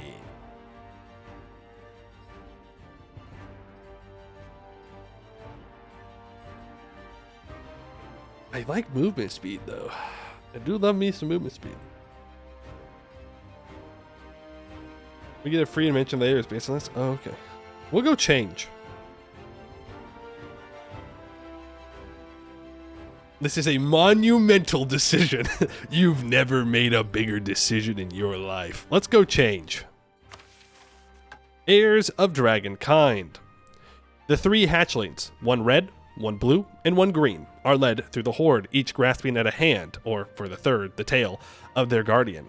Together they gawk at everything they collected, the gold and gems reaching for the ceiling in a collage of rainbow hues, the countless artifacts lining the walls, ranging from Nimscott inventions to Lencori crowns to Goetti banners, the constant curators running around ensuring that the entire horde is bountiful and well organized. They witness Kobildzan's ever-growing wealth in all its glory. When they reach the library, they realize they had never seen this much paper before. They may be too young to read, and truly, despite Varaxia's best efforts, almost no one in Kobildzan is literate. But the library is lined with classrooms, and each features a dragon priest reading from one of their favorite tomes. The hatchlings are treated to the triumphs of the red scales, the piety of the blue scales, and the explorers of the green scales. Each story tells them more about their history and of the things kobolds can achieve. The event to become dragons happens in one day. For 50 years, a second dragon coast, plus 50 global settler increase, and minus 75% colony cost modifier. Okay. So they want us to go over our colony limit.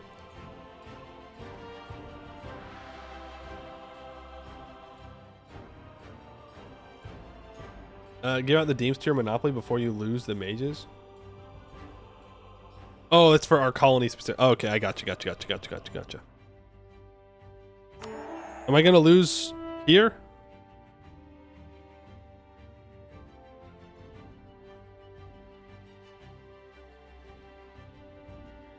Like if I unpause right now, am I gonna become a technocracy?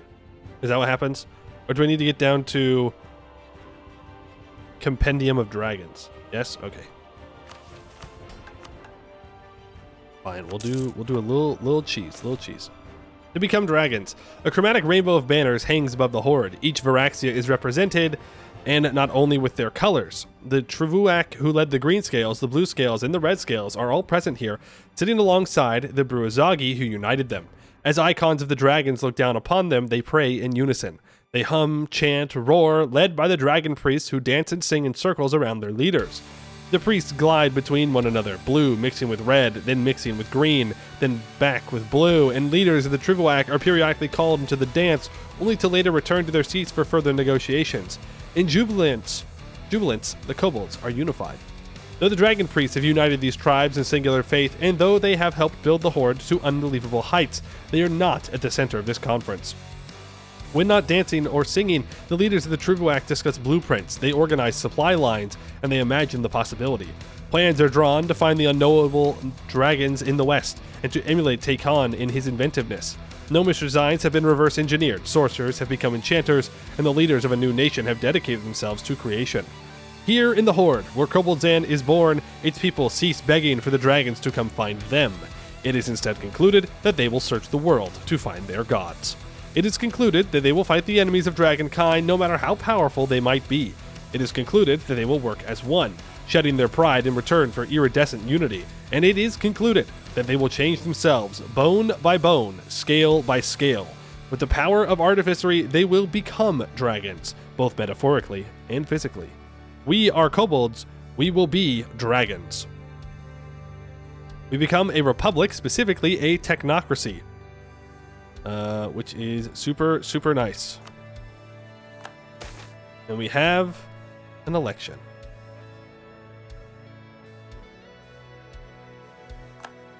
The Council of Technocrats. So we could re-elect this guy.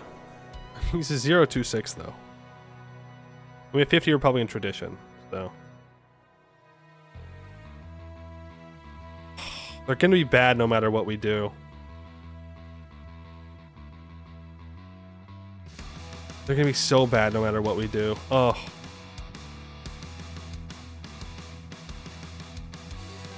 I need more admin, so. The Brilliant Brainiac blusters brightly. Okay. 3 for 3 is not that bad. We don't have the Republican tradition to re-elect. The Constitution of Kobildzan Artificery. President Vitir has officially declared that artificery will be supported by the state. Now we must figure out what this actually means. 3 organizations all vying to ingratiate themselves with nations across the world, petition Kobildzan for official support. They each promise inventions and innovations the likes of which we could never imagine, and they each require funding the likes of which we do not want to imagine. We can only afford to patronize one of them, so our choice must be made carefully. Our first option, the Society of Brilliant Inventors, serves as the prestigious symbol of all artificery. They throw caution to the wind, giving their Brillite members full creative freedom. And with this freedom, they have invented the most iconic machines in Halan. Invest in them, and they might create revolutionary technologies like the spark drive or T-wave transceiver, or they might get distracted and come up with something utterly useless. To work with the Brillites is to put your trust into something that you cannot control. Our second option, the Technothaumaturges, are the opposite. Philosophers are as much as inventors. They see artificery as simply a more scientific branch of traditional magic. Invest in them and they will study while pulling inspiration from mages, administrators, and scholars alike. To work with the Technothaumaturges is to have them work slowly, deliberately, and conscientiously grind away at whatever the state wants them to do.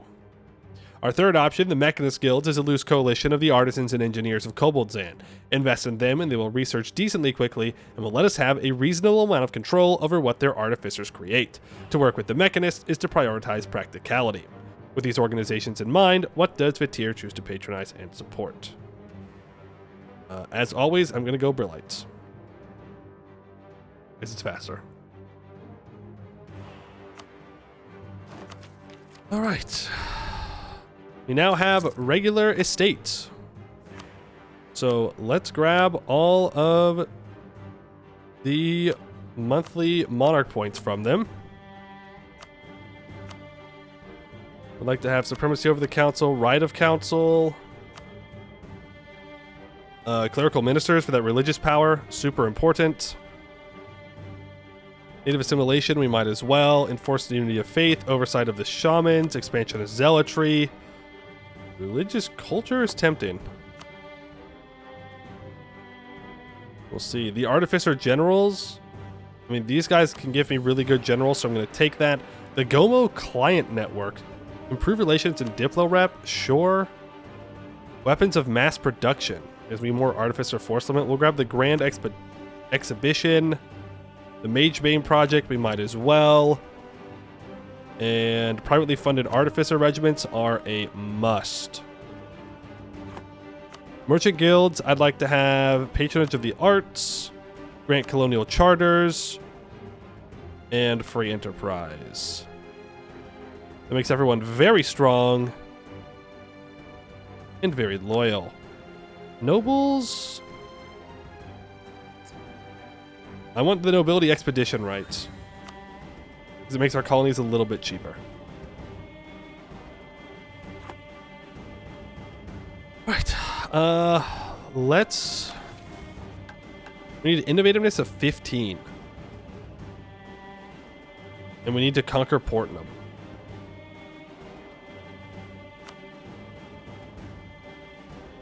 That's bad. But look, we can start getting a bunch of better trade goods in here, including a gold mine. So we should really work on this first.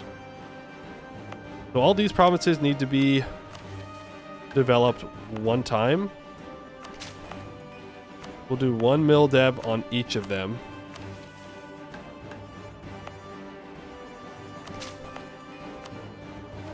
There you go. That completes the Great Revitalization.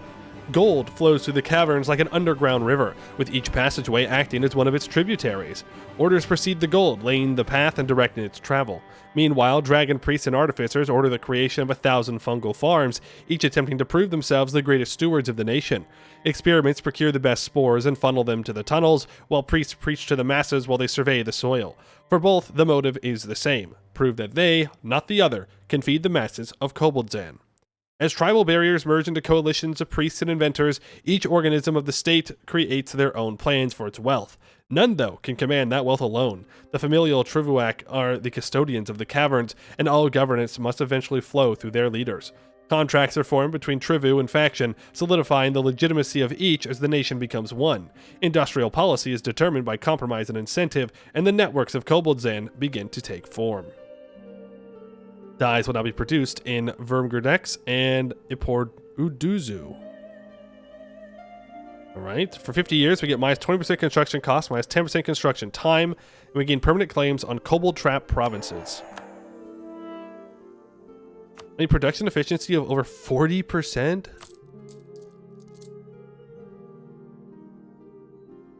What the? Okay. That's a pretty specific thing you're asking for there.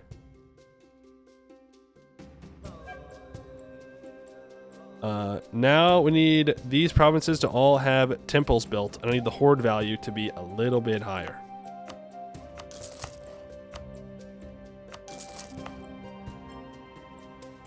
Means I need to develop this province. Yep, do it. It is worth it. We'll get gold out of it. So, like, we have to do it. We'll get a gold mine.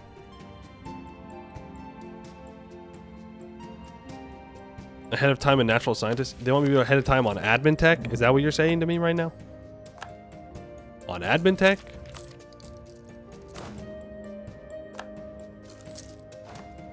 Let's build another 20,000 troops. We'll get up to our force limit.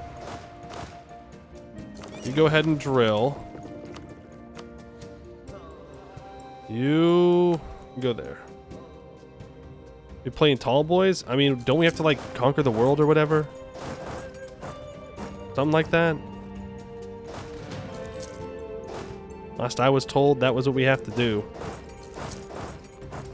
I don't know about playing tall per se.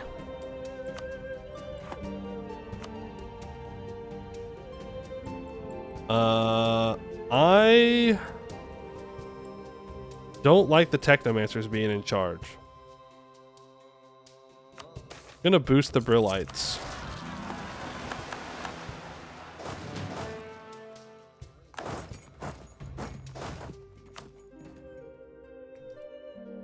Don't.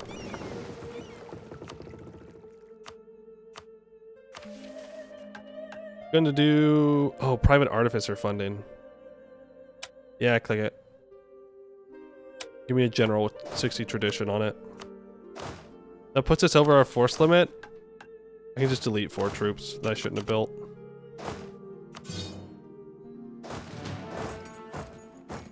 Well, I guess it's almost time to fight Laurent. Now that they've recovered fully, have a bunch of allies, and are prepared to fight me. Seems like a pretty good time for us to throw down, right?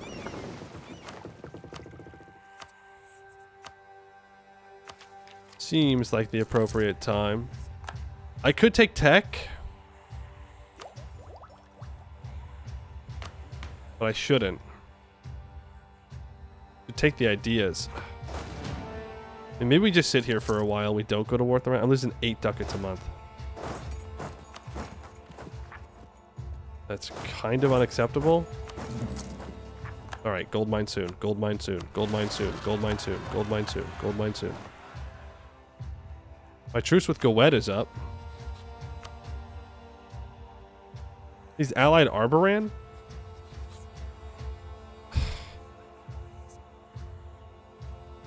Not researching. Oh my god. I hate playing artificers. It just gives you guys more things to complain about.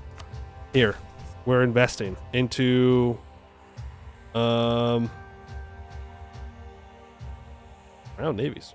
Artificer Exo Arms. There you go. We're doing the research. Give me that all power cost guy. Save me a little bit of money at least. Are those vampires? What? Oh, he's a war wizard. I could try and go beat up Goed for money. How big is Arboran? What? 17,000 infantry, 6,000. Cold War. Yeah, Arboran's just big. Beat Laurent for money. Funny. It's a good joke. It's a good joke. No, I don't know if we can beat Laurent. Go ahead and engineer more kobold traps on the Dragon Coast. Next to Garu. And that spot. Deck on Portnum. I mean, yeah, but then I have to fight Wex. Like, who might have a war wizard and I don't know. He might just bring over like a 11 shock war wizard. Okay, the Brillites are in charge now. I can take my ideas. They're not as expensive. The merchant, I guess I throw here. But I can't afford to go to war with Portnam because I don't have the admin. At the same time, I have to take it anyways. I need this one province from Goed. Do you think he'll accept a threatened war? No. The answer's no, he will not. I need to wait for manpower anyways.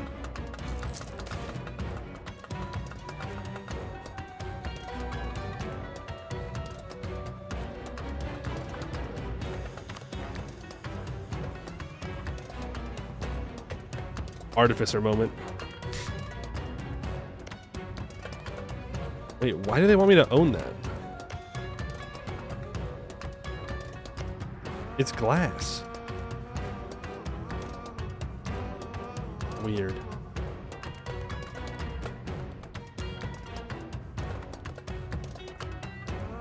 Wouldn't mind doing that. Yeah, we can convert Selmaldor next. It makes me think I should give out religious culture.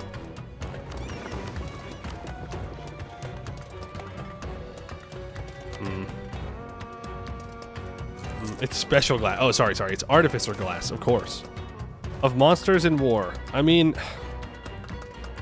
Yeah, I guess we're just not going to war for a while. We're just going to sit here on speed 5. The government reforms have changed? They have, yes. You're so right. Spoils for the people. Lower my production efficiency. Let's not do that. Council of Technocrats. Minus 5% tech cost enables parliament. I'm not actually against that.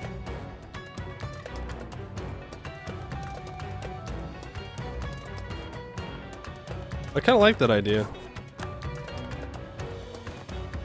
Less power? No, we want frequent elections. And I get a special tier 4, right? Eventually.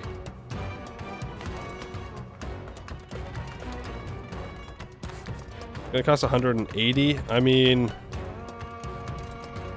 I could get up to my mage shields right now, which doesn't sound like a terrible idea. Like, we're very close to them, so I'm just gonna do that. Just gonna do it. Start debate. 10 Republican tradition seems pretty good to me. Cheaper missionary strength guy, also kind of nice. Stability would be good, but it's Republican tradition for me, boys. Republican tradition for me. Still losing 5 ducats a month. It's fine. We're gonna have our gold mine soon, TM. I do have to make money though. I need to get the horde up to the next level. And once we get the horde to the next level, which I think we're gonna be able to do right now. No. Nope. We need 300 ducats in here.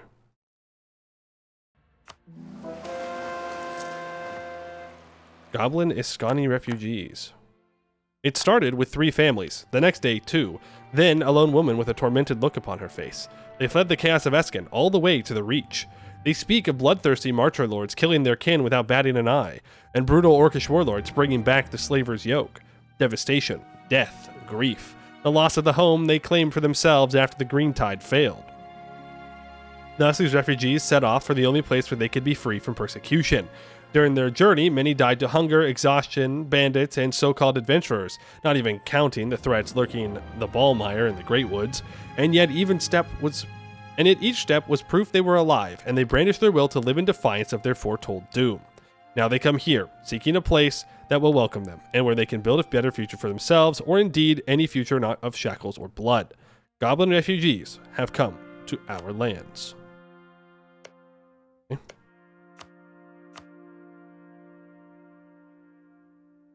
Expel them, it would be so funny. Would it? Would it be funny?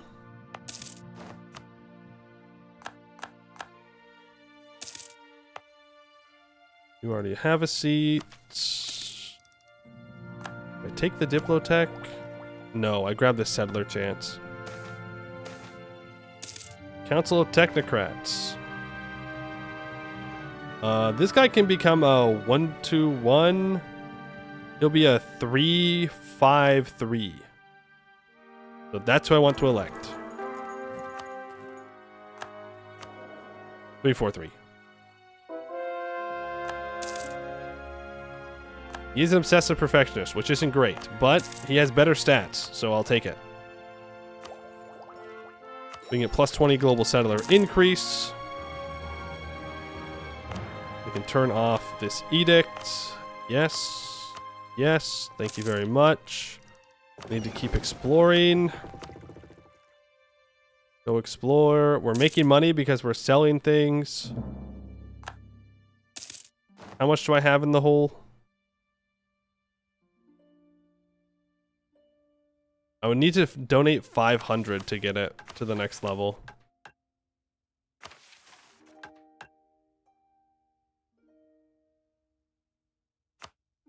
Okay, we need to get a colony in the Broken Sea pretty fast. If I do that, I unlock a gold province, so pretty good idea. Centralize the dragon cult. The worship of dragons in Kobold society was extremely loose throughout the majority of history and had no actual grounds of legitimacy. After the formation of Koboldzan, the worship of dragons came under control of the state, which led to the creation of actual religious texts and reforms such as documented dragon heritage and the tales of significant dragons becoming established literature. +1 tolerance of the true faith. Foreign plots. Rip that Republican tradition we got. Rippy dippy. Rippy dippy.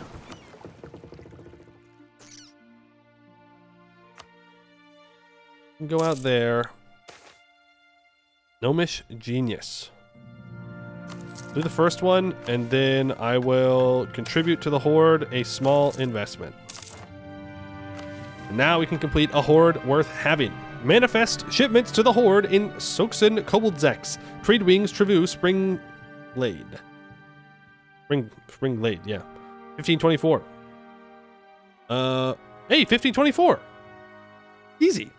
1. 32 tons gold, sourced from the mint in Orpor Pontu.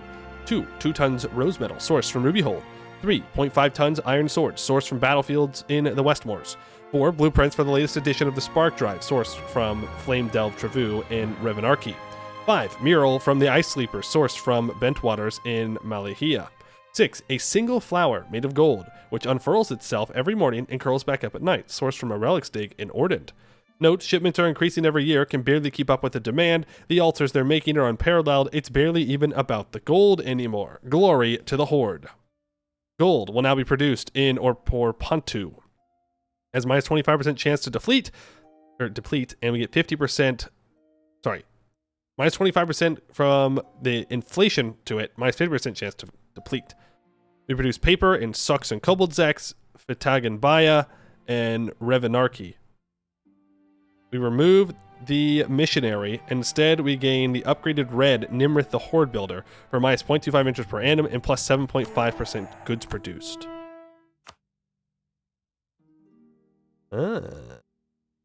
Okay. Interesting. Gotta find a way to get just a little bit more inno. It's probably going to be based off of our mill. The next mill tech should get us there. See, we really need this from Grombar. But I'd rather have him as an ally right now.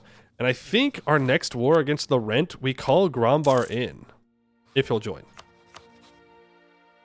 He will not join, because it's a distant war. Cool.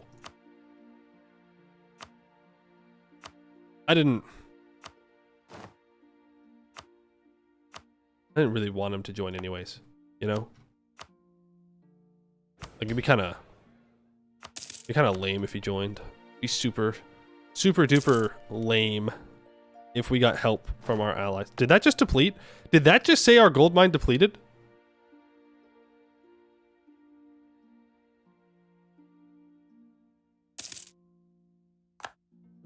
Did our gold mine with like 2 Diplo Deb and a minus 50% chance to deplete. Just deplete? That's crazy. That's insane. Average Poemu luck. I want the cheaper trade efficiency guy, and I want the cheaper stab cost guy. We need the Monarch points real bad. Get that Diplo guy up to level 3. Our colony is completed. Send you there. Better now than after, I guess. Okay, another gold in our subject.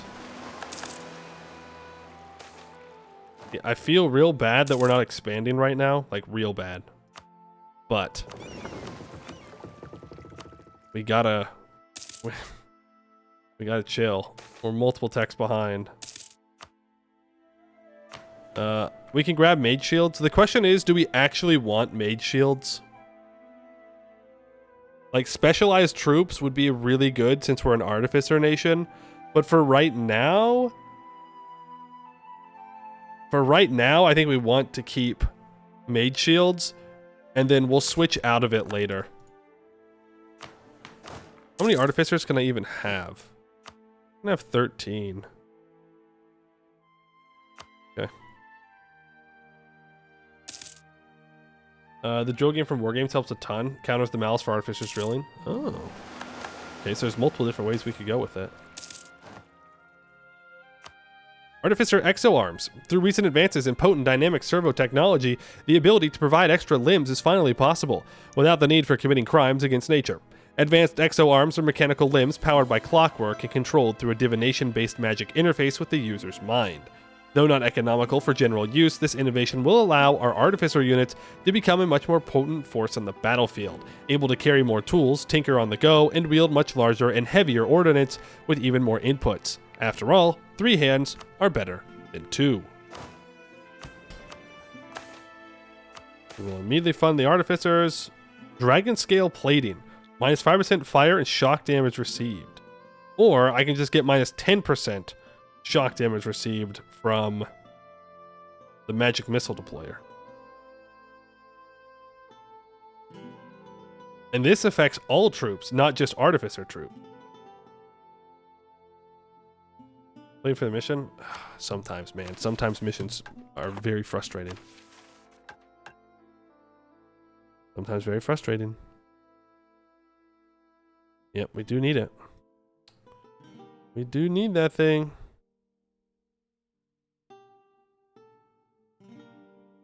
You, get out there and explore. Get out of here. Neither's not assisting. That's fine. They don't have to do that, technically speaking. You can upgrade to level 2. You can upgrade Sel Maldor to level 2.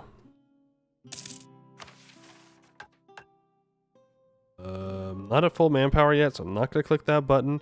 New World Charter gives me another Explorer with 100 tradition. I might as well click the integration one.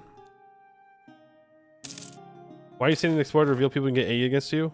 It's all going to go away anyways here pretty soon. Well, might as well rival Arboran since that's who we're going to have to go to war with. Of course. Of course, it's an Arboran that's eaten a decent chunk of Eskin.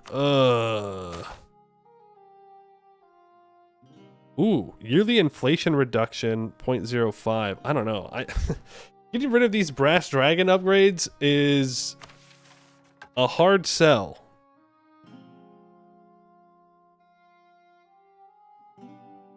It's a very, very hard sell for me.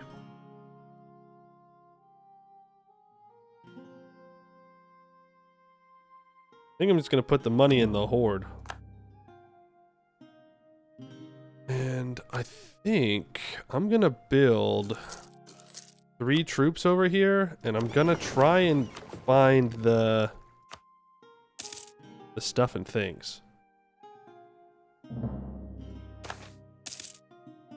Council of Technocrats. We could re-elect. It doesn't say that he's going to increase his stats, though. Does he increase his stats if I re-elect him? It's the same. It's the same stats if I just elect this guy. Nope. Okay. Well, we do have a free thinker, so that's nice. Do need to get up to this colonist is the thing. But if I can spend a little bit less money on unbalanced research, that'd be kind of huge.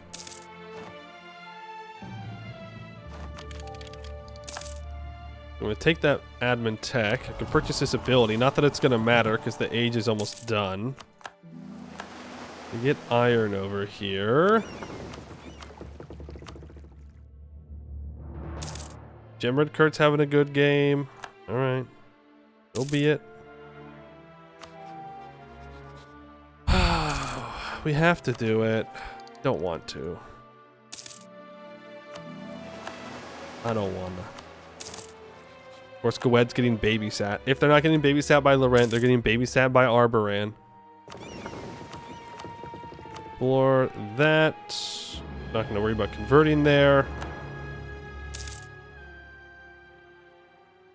We are over our force limit a little bit now, but that's what it is.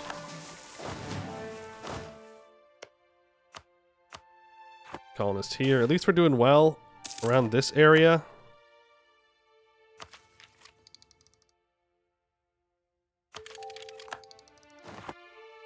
Would I rather finish my exploration ideas, which doesn't do anything for me, or get up on tech? Let's get up on tech a little bit. It should be the 15 inno that we need. Which means it's just porting them now.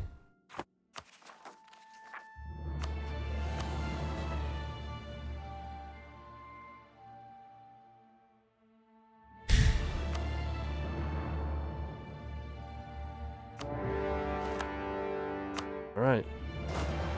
Here goes nothing.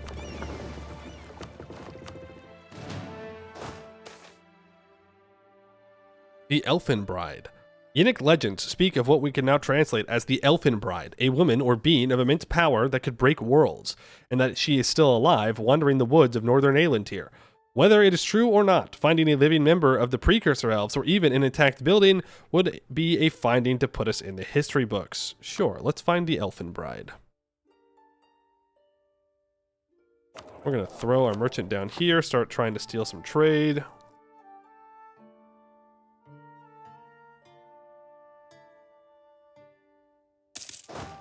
Honestly, I should just walk out. I should just walk out and try and deal with them here.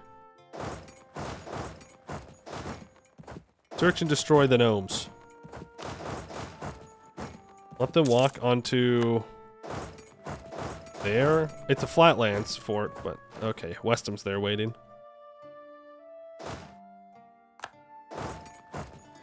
Westam actually reinforced. Okay. Down to Portnum we go. We have to. I'm just trying to move out so I can get something done before Wex shows up. Do they have a war wizard?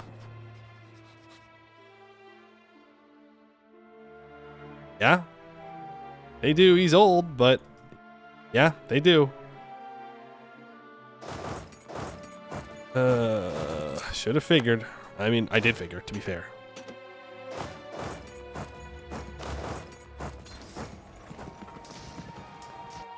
Did figure, to be fair.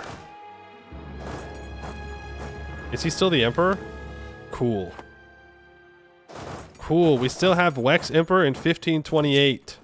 Nice. Awesome, awesome, awesome stuff. Awesome stuff.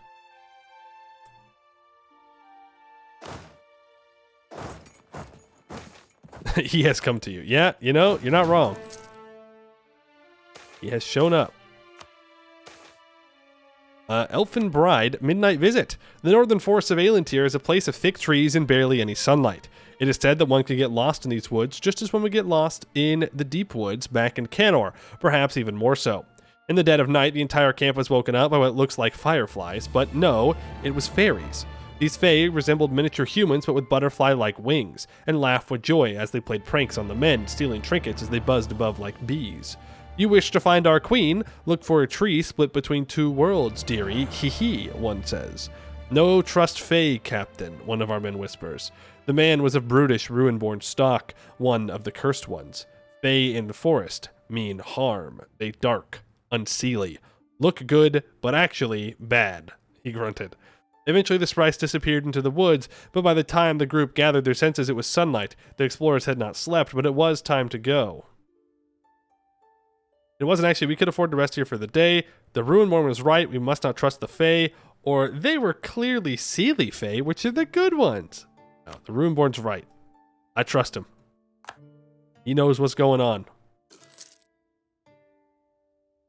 He understands. Elfin Bride, unfinished tomb. Atop a hill looming above a small abandoned village is an unfinished tomb.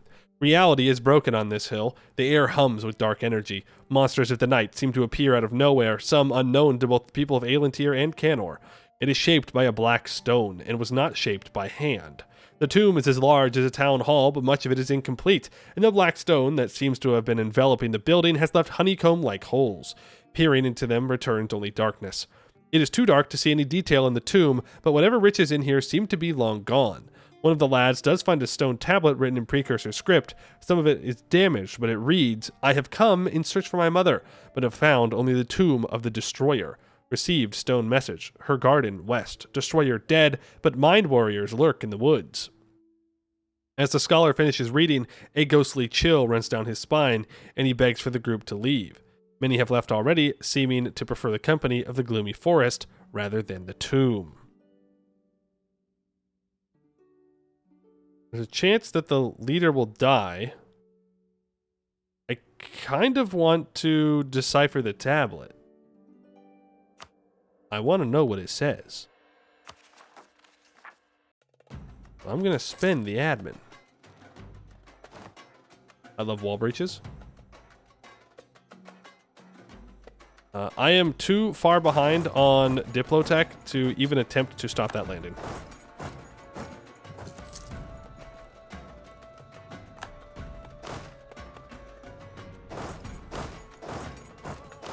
Okay, you're gonna go north.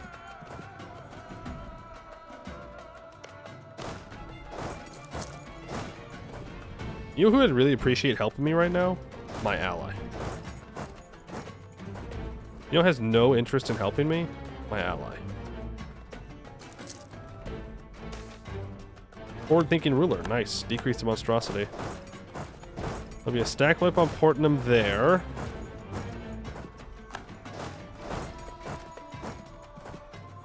Defensiveness is useless. We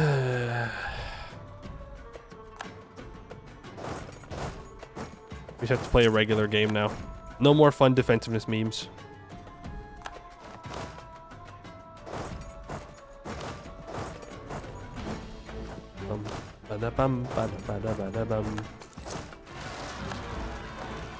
Wedding separatists. Cool stuff. Cool stuff. Deal with these Portnum troops. Treasure fleet's bringing in gold. You love to see it. Now, I did see that one of our missions said that all of our wool buildings need to have a production building.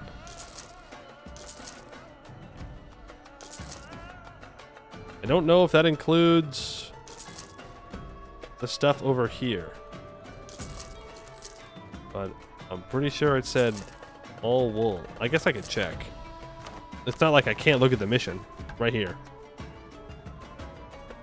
The wool producing provinces of Argoterex Zaldviri owned and have a production building. So no, it's only these up here. Now, why is that being highlighted? Oh, I have a spy network. We gain a bunch of cloth. Okay. Well then, cancel those buildings. Don't need them right now, and they're not very good.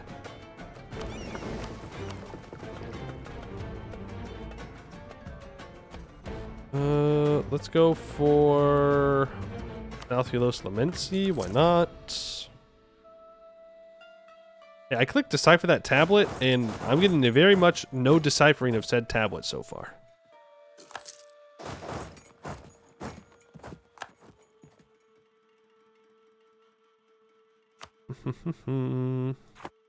I do need to take the war goal.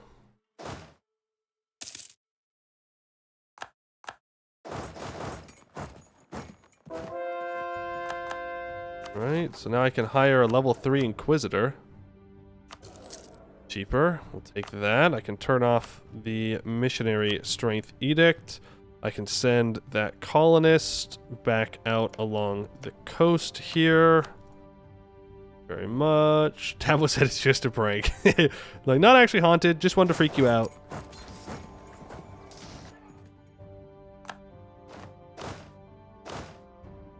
Watching my manpower disappear. Waiting for Laurent to declare war on me. Because I know he wants to. I know he... Am I going to lose this up here? No, technically not. Onto this siege we go. You're going to get annexed by Laurent. Laurent's going to get to annex all of his vassals.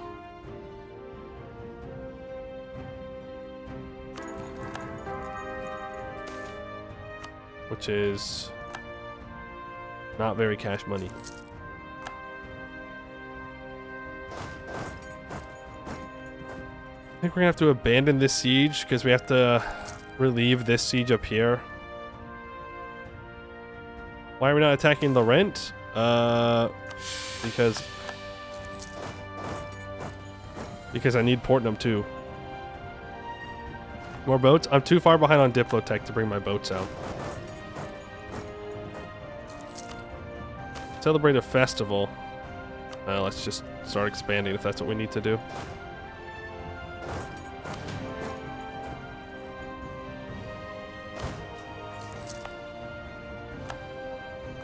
And fire damage. I mean, that'll be good eventually. By the time it's good, we won't need it. Won't have it anymore though. We're out of manpower. Yeah. I mean, this is just kind of how it is to fight kobolds after Tech 7. I'm afraid. Oh, well, there goes that land fire damage. Is you actually have to fight, so you just kind of suffer because your troops are bad.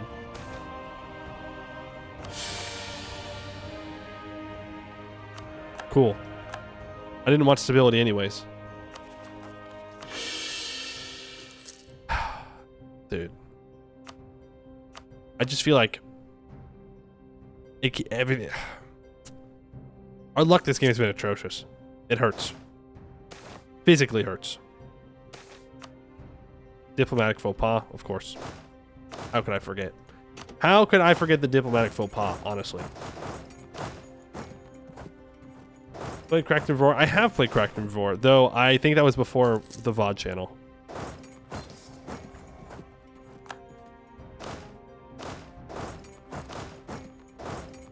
Move back up here. He might not have noticed you aren't Greenscales anymore. Yeah, weird. You would have figured that it would have like adapted and it would just went to regular luck, but I guess this is just regular luck, huh?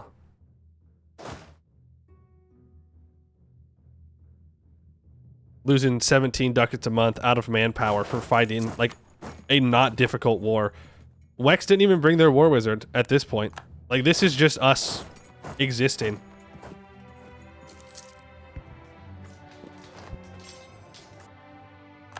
And we have to fight Laurent next. I mean, like, I don't know what to do. Any chance I'll replay it? Probably not. There are other dwarves that I still need to play. So I'd probably play the dwarves I have not played yet before I go back and redo Cracked and Roar.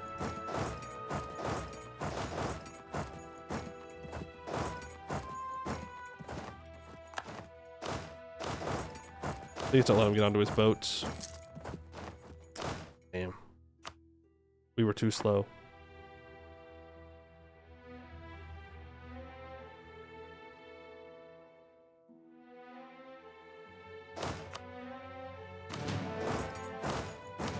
I guess we... Fuck off. Stop. I hate demonsterizing so much. Expedition to the Northern Lands. Have a good time.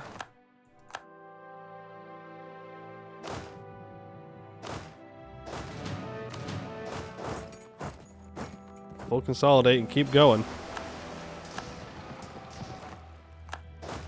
Shout out to Edelbeck, though, for not dying for so long.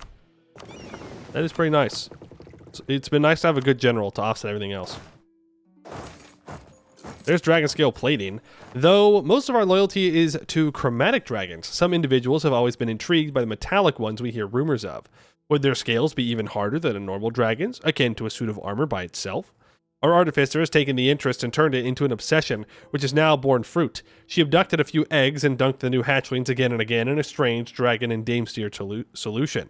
Their scales turned hard, a clear proof of concept, and we should ensure many of our next generation experience the same process so they can serve as an elite vanguard in our army.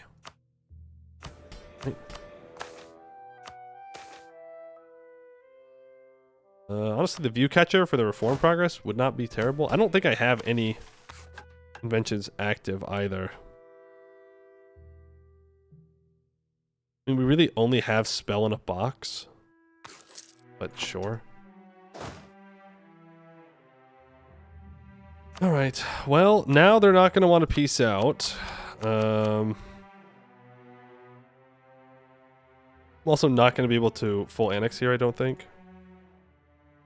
No. Gonna make everyone mad. Play is cultural. Yeah, but we have 5 artificer regiments. It's not worth putting the money into it right now.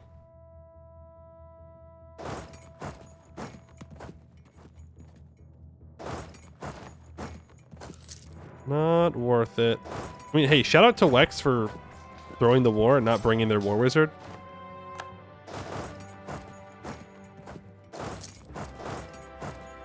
Damn.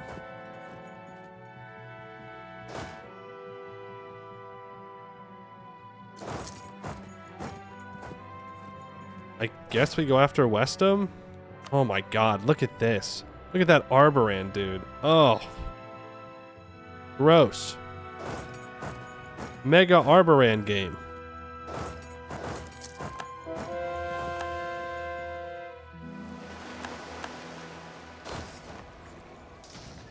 We're rolling well.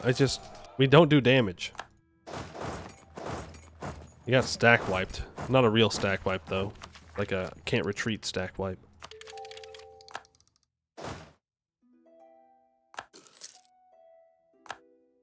I mean, I could throw my Conquistador onto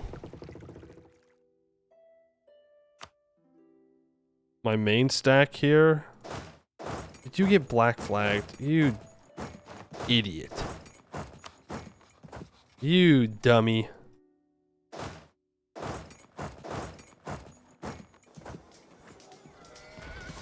Please, please, please. Let them die. Let them die.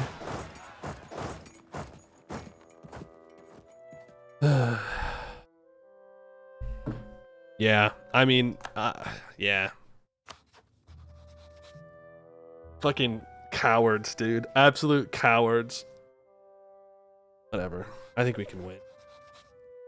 I think the run's dead, though. I'll be real with you. I think we're dead here. Like, we can win the Laurent War, but...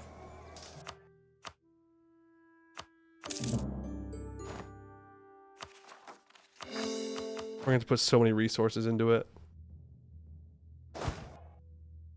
Grombar might help. No, he won't. He's malevolent. He's cruel. Sorry, he's cruel.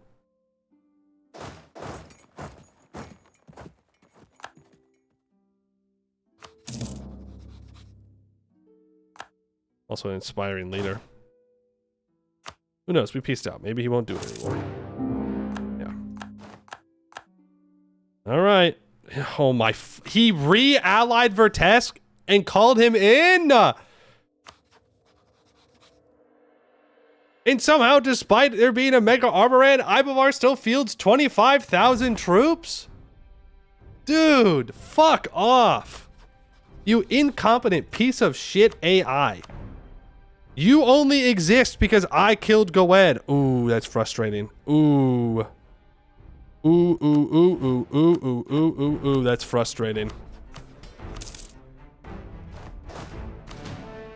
Here we go again. Time to fucking run it back. Turn on the defensive edicts, folks. Turn them on. Defensive, defensive, defensive. Monstrous diplomacy. Right, because I have to demonsterize. I'm the monster here. It's me. I'm the monster, not Laurent. It's me. I'm the bad guy. I'm losing 16 ducats a month. Was it anti-monstrous at least? It was. I mean, that's good. That's good.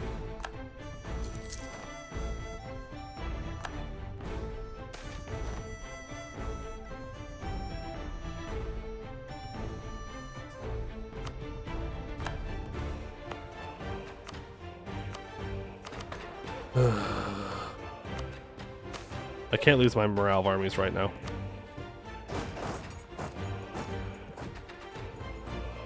A 6 shock general. Okay. Well, man, I wish we had mages at this point. Mages would be pretty massive for the defensiveness. They're already at -7 on Eagle Crest. Oh, he just left. Okay. Commercial loans? Yes, thank you. Dead to the Merchant Guild. Get a bunch of cheaper loans. Put on defensiveness up here. Like, they're gonna suffer. They're gonna bleed out. But the problem is, it's not gonna matter.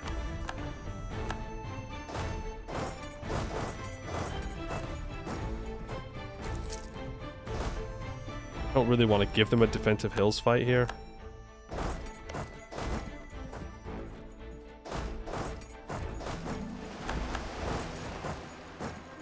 You're around in case. I'm not getting stack wipes on that, which is just super frustrating. Grotesque is barraging, so I have to defend every fort immediately now. I mean, like, come on.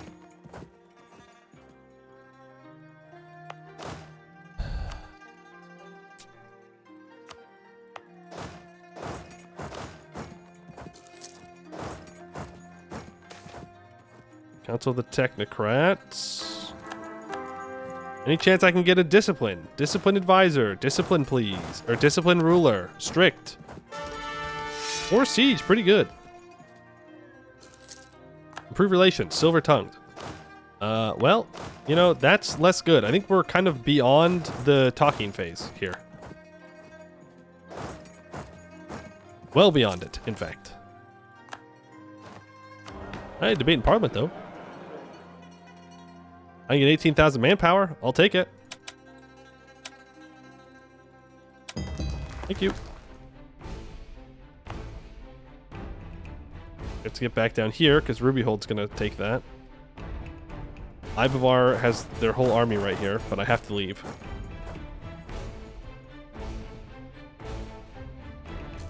You lair? You're also allied to Laurent and got called it. I love it, dude. I love when the AI calls in every single one of his allies to fight me. Like, that's crazy. That's actually insane. Sorry, Necklace not in this. Call him in. Get him in here. What are we doing? You're throwing, Laurent. You're throwing. They get a barrage. They have 8 cannons, so I'm not going to be able to contest Portnum in time. Which means we're going to lose Portnum. Not the end of the world. There's no trap there. They barrage here, so that's already at -14. We got to walk over. Yeah, I mean, it'd just be like that, you know? It'd be like that. And then we have to immediately just go back to where we came from, because I can't let him just siege that down for free. And I know that these 25,000 troops aren't going to be enough. It's just not. And he's going offensive second. I mean, fuck you, dude. That's crazy. So he's just going to blast through my forts even faster.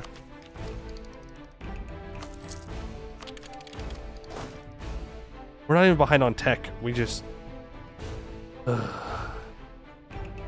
Man.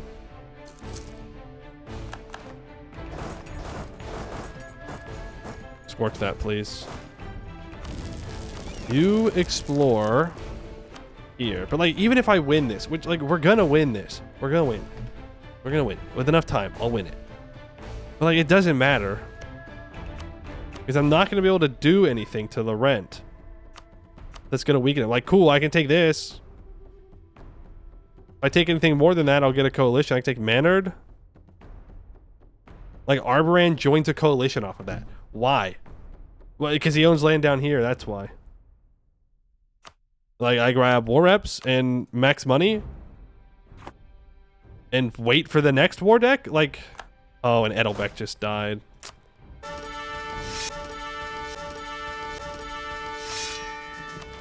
Damn.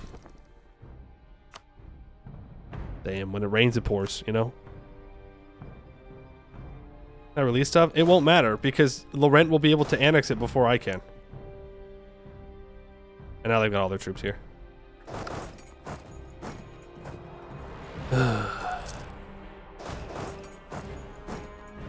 And then I take a bad fight because I'm not paying attention because I'm tilted. Great. Good stuff, good stuff, good stuff, good stuff. The tags? No, it doesn't matter. It doesn't... There is nothing we can do to weaken Laurent in this war. He's too big. He's too big. Because I kill Goed, Laurent gets a free game. And we're back to where, you know, it sucks to play in this area because Laurent's strong. I don't want to lose Republican tradition. I'll be real. Guess we get tariffs. Yippee.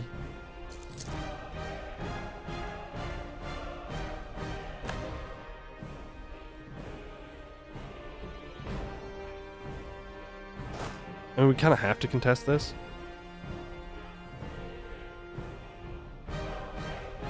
Like, he's got his 5 heavies over here just waiting for me to take my navy out. Waiting for me.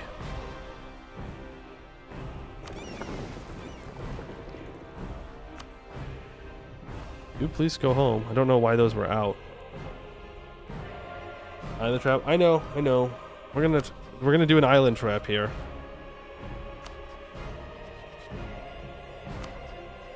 Wouldn't be surprised if Goed decks me at some point.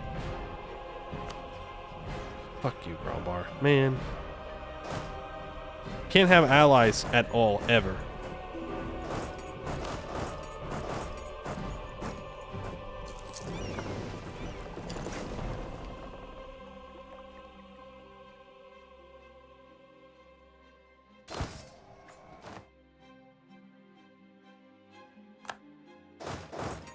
Okay.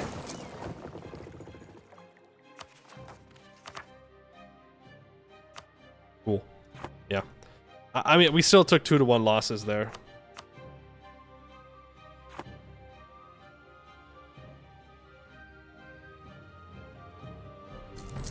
I mean, he's walking around with a full front line, 21-8. I don't know what we're really supposed to do here. Is the thing.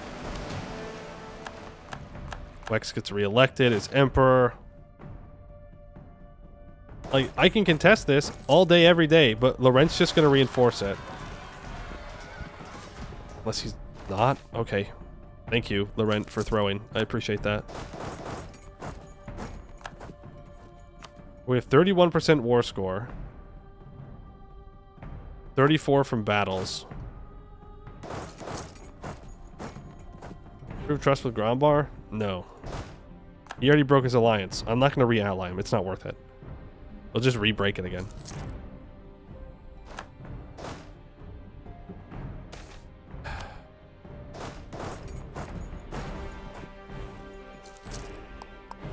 And we know we can't go separate piece people out.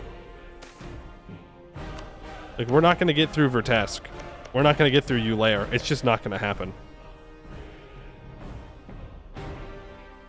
Ruby holds built back up to 15,000 troops? No, okay. I was like, what? That seems crazy. I do need them gone because they have a 6-shock general. Okay. Like, look at that, man. What am I actually supposed to do? Have artificers? Like a full artificers with full research done already? By now? Really? Yes. No, none of you had full artificers research by now. Don't be dramatic. You can have a couple of things. You're not going to reinforce this, are you? Okay, he is. People played red scale? I mean, yes, he would have someone. Like, look at this, man. What the fuck am I supposed to do about rolling 0s to 9s? Is there an artificer mention for that? If there is, please let me know. It's so frustrating. It's so frustrating. It really is. Well, hey, at least Vertesk wants out. That easy.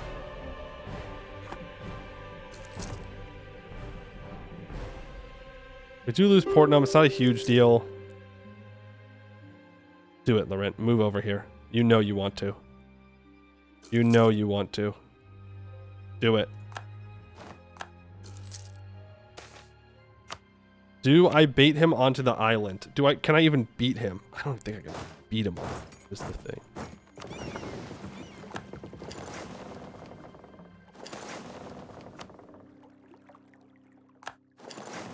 Man, I can't stack by people that I have much larger stacks than. Very frustrating. However, I wanted peace, they'll still want peace then. Let him out. Let him go. Like, this is what I mean, though. Like, we can win the war, but... like, we don't gain anything from it. We just sit here. We stagnate. And Laurent's just gonna... He's gonna recover in a couple years, and then he's gonna come back. And he's gonna call in all of his allies. And if I declare war on him, then he gets all of his allies.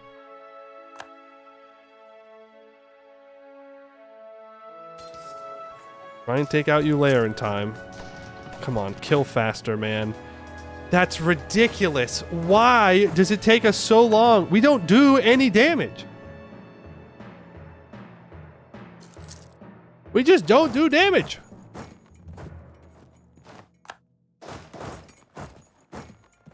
Maybe I should have spent all my manpower on traps instead of troops, since our troops are dog shit. Are pips just terrible? No, we're just bad. We're bad until late game.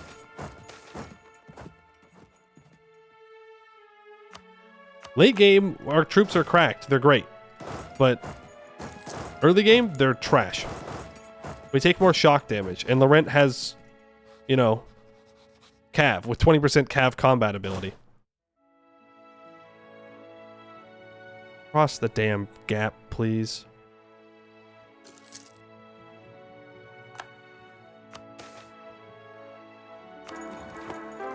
Richt? Inspired leader? Something? Expansionist is fine. Woman's too strong? No, they're not strong. That's the thing. Like, we can beat them. We can keep beating them. But Laurent just... How do I explain it? In a game about scaling, no pun intended since we're playing kobolds.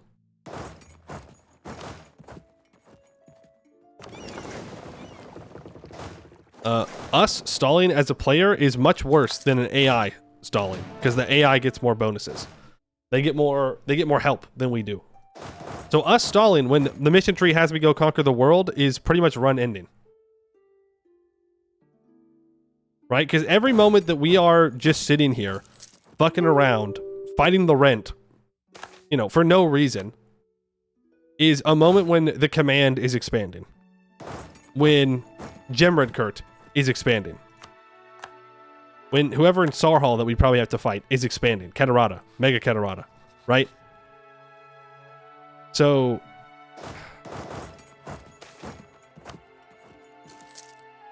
World Conquest? Well, it's not like an actual World Conquest. There's just a lot of conquest required in the mission tree. And then... Like, look at that, man. 11,000 losses. And there's a whole demonstration thing where we're just throwing away points. There's the view catcher at least. Ruby hold, PCU out.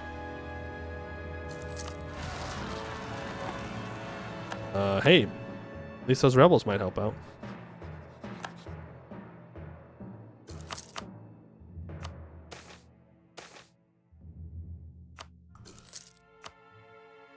And I guess we just speed 5 and let them suffer. I don't know. If I go take a fort, I can probably piece them out and take what I want. Let's go to Roy's fort. And we have to overstack because we know that they're stronger than we are. So if I don't overstack... Look, now he's just going to sit back here because he's out of manpower. He doesn't want to move in. Doesn't want to risk it.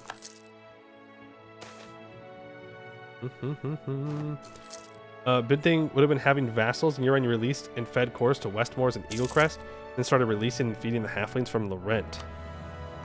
Yeah, I mean... Were they ever loyal, though? And then we don't get to place our forts down, which do good work. Just not enough work at this point in the game. But to be fair, I have been sitting here with the Westmoors half-stated for a long time.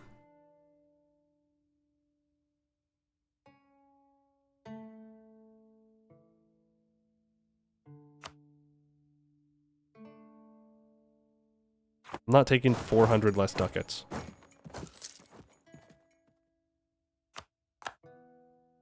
At least I'd prefer not to. There.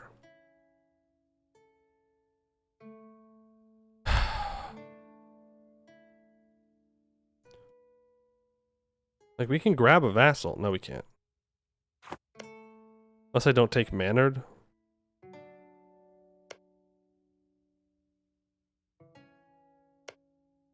Just take a different province. Get something prefer pair view instead. I meant to repay those loans. Damn. Oh, I did. Okay.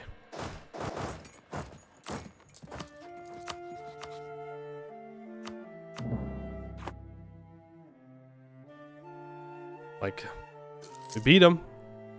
1776, Merca. We beat him. We did the thing. You know, we're at 9.35 war exhaustion and suffering, but we beat him. Congratulations, Laurent. Good war. See ya in 10 years when you've got all your manpower back for whatever reason. You just summon new peasants to throw into the kobold traps. My inflation over 20? No, but it's at 12.5. Which is pretty much the same thing when you think about it.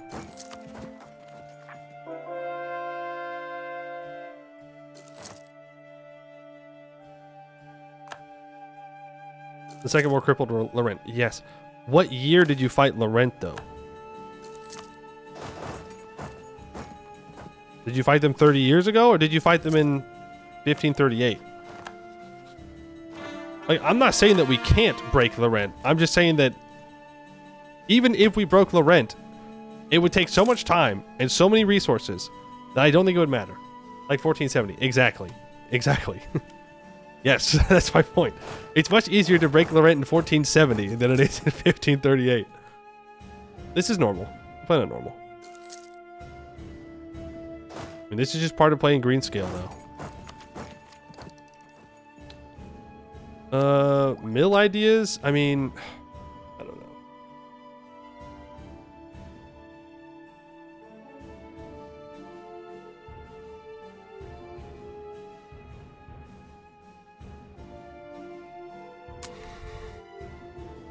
I feel like we need to take quality ideas.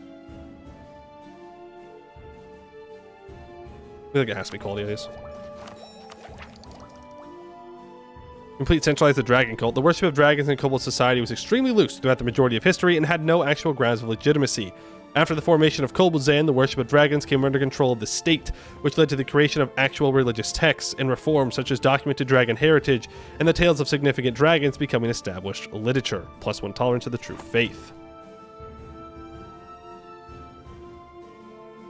Base kobold mill modifiers. We take less fire damage received, have more manpower recovery speed, more land force limit, more land leader maneuver, more artificers allowed. But we have -5% morale of armies and +10% shock damage received, which fighting Laurent while having those modifiers is a death sentence. as we saw.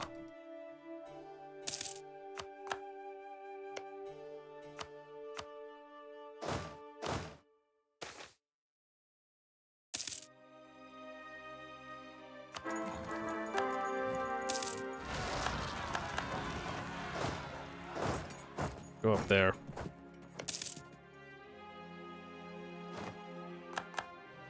I don't know. I think we're going to have to 1444, unfortunately. Like, we're stuck. We're going to be stuck for, like, the next 40 to 50 years. How much debt do we have in the capital? 19.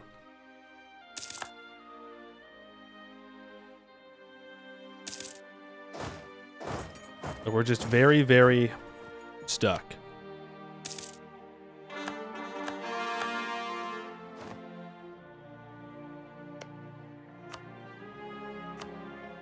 Is he out there?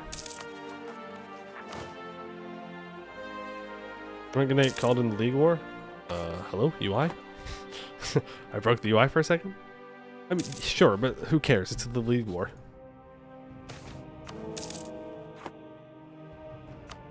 Like, it doesn't matter. And there's no guarantee that they even join.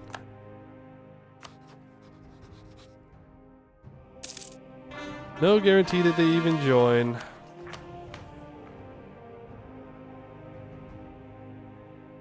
Let's see if the diet, sure. I think we got screwed over by a couple things in this run.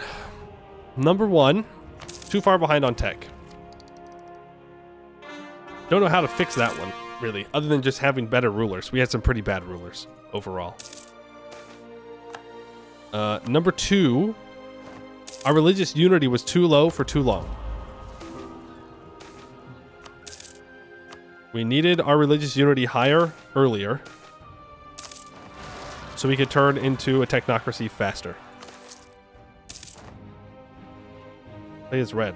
Why? What? Then it will be an easy game, and then it will be boring. Playing red scale is not difficult.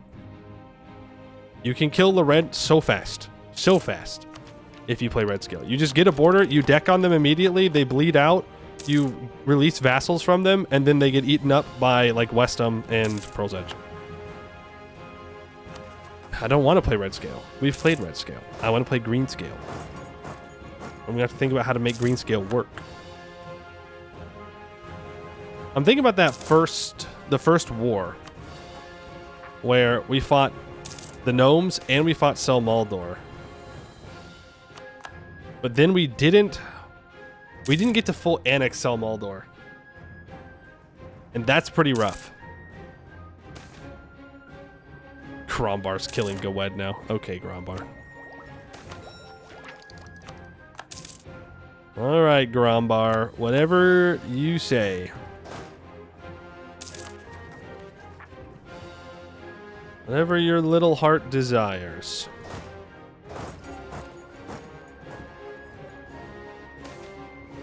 It's Crypton Deluge. Time for me to lose its stability.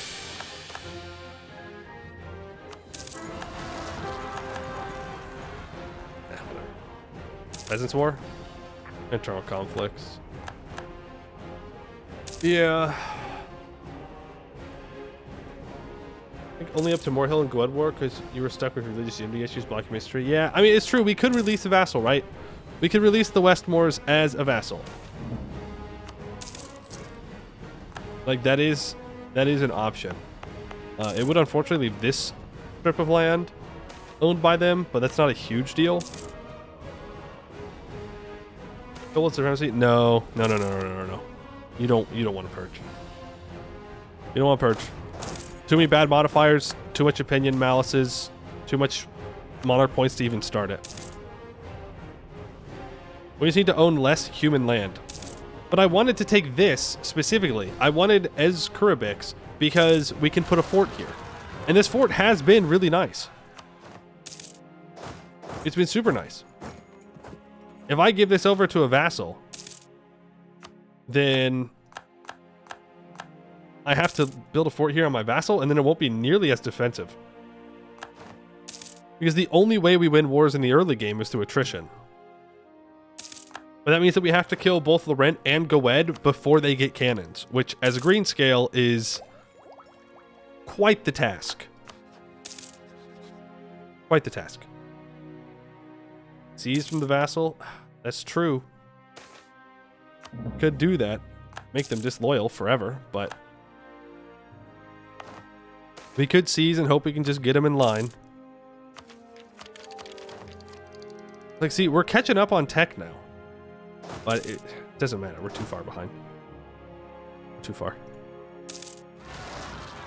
Well, the Greenscale is you don't have nice 2 forts against Gowed that you have with Blue Scale, Red Scale. I mean, we do have 2 forts, though. Like, we do. We have Iskal Baya and we have Vertikem.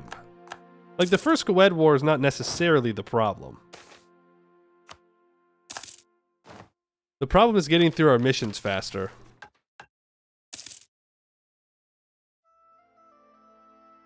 What we need to do.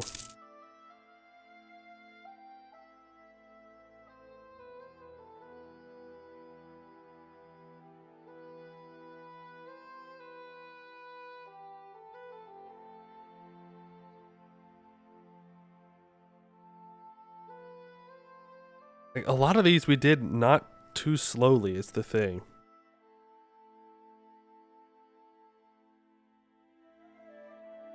This one could have been faster. A Purple Union. Because we accepted elves. And that screwed it up. I had to accept and then unaccept elves. So that's like 200 Diplo points we wasted.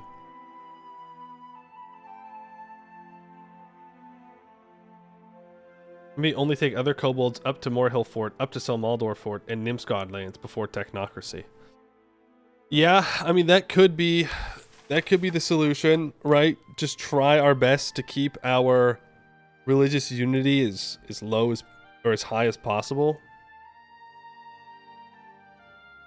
Check what level 4 Kobold Trap is.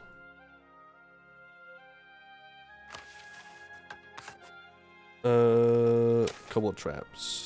Dragon Coast. Next to Garu. Level 4 gives 60% defensiveness. Oh, it gives local defender dice roll bonus too. It's great. That's really good. Did you go colonial first? We have to. We have to go colonial first. We literally don't have a choice. Unfortunately. You're right. You're absolutely right that it is not the idea groups that I would want to take first, but we have to. For our mission tree. Now imagine this, plus fortress and nationalism ideas. Yippee. They would lose a little bit more manpower before they blast the forts down and assault anyways.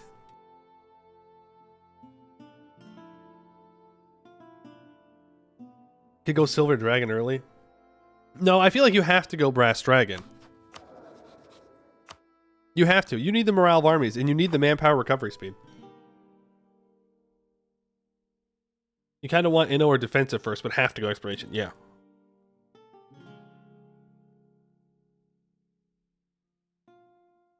There's 11 still Greenscale, but feels super chill on it. Yeah.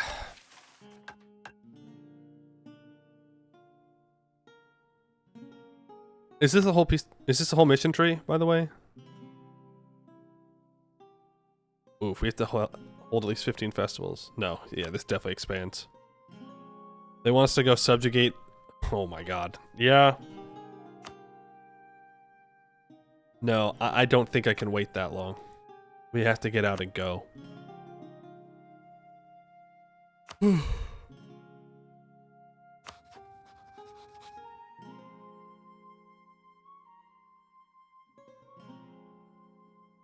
Which means we have to go colonial first.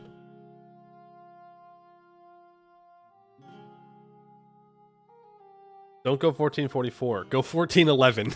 Need more time. We must go back. We must go back to Tech 1. Petition to go red or blue scale? No. I refuse. Like, again, though, like, if we just go red scale or blue scale, like, here's what you do. You start as red scale. You attack Nimsgard day 1, right? You take all this from them. You take it all. You could possibly even take all their islands if you get lucky enough. Then you go after blue scale. Boom. You take all blue scale's land. You build a fort in Morgaru using the kobold manpower thing. Boom. You now have these 2 forts. You thrash Goed. You stomp Goed into the ground. They have literally no chance to beat you if you own these 2 forts. Then you turn around, you recover a little bit after you own all the land up here, and you go down into Riveria when you can, and then you do the same thing to Laurent. You island trap them here, you stack wipe them multiple times, you walk in, you annex them, game over. It really is that easy. I don't want to do that. We've already done that before.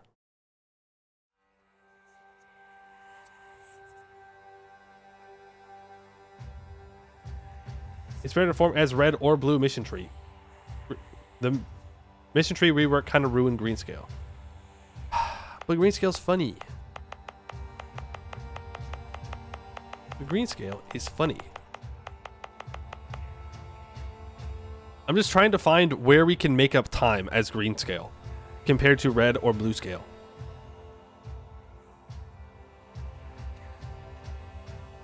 Technically, I don't need this state here. And technically, I don't need these states here for at least a while. Right? The mission tree really has us focusing on just the Dragon Coast.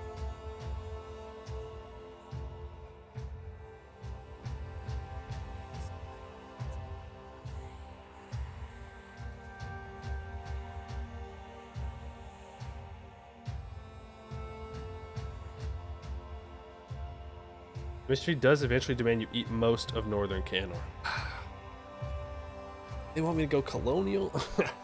No espionage ideas? No espionage?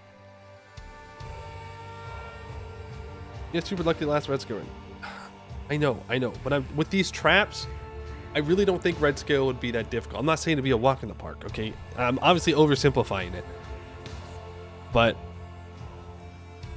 And it's not like I don't want an easy game. Don't get me wrong. It'd be nice just to lock in the Red Scale and just dunk on everyone immediately. But I want to make Greenscale work, you know? I want to make Greenscale work. The problem is early on, if you take the Westmoors and you release them as a vassal, they're going to have way more development than you are. That's going to make them disloyal. But if you just use them as essentially a way to get military access forever, you can walk down here and you can take the Dragon Coast. Remember, does Goed get claims on the Westmoors at any point? Surely they do. Oh, and then if they declare a claim war, then we're super screwed. We're super screwed. But if we can use the Westmoors as a border state, essentially, from Goed after the first Goed War, then we can focus on taking the Dragon Coast and getting to technocracy as fast as we can. Maybe we fought Goed too many times. Maybe we only want to do the first Goed War.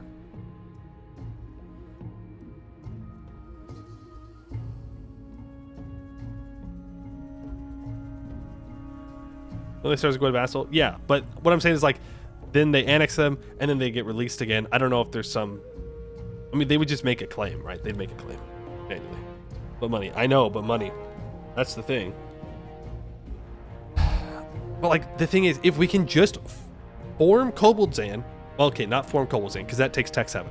If we can just own the Dragon Coast and blast through to technocracy, all it requires is Tech 5. That's what it requires. Admin Tech 5. Because we need to do colonial stuff. So we have to get our first idea group. We have to get exploration. We need to get the first 2 exploration ideas. Then we can go to Delaire. We can get that solidified. Then we just have to own the stuff down here. Laurent only got strong because you dunked Goed. True. Maybe we just need to leave Goed stronger for longer. Maybe that's the problem.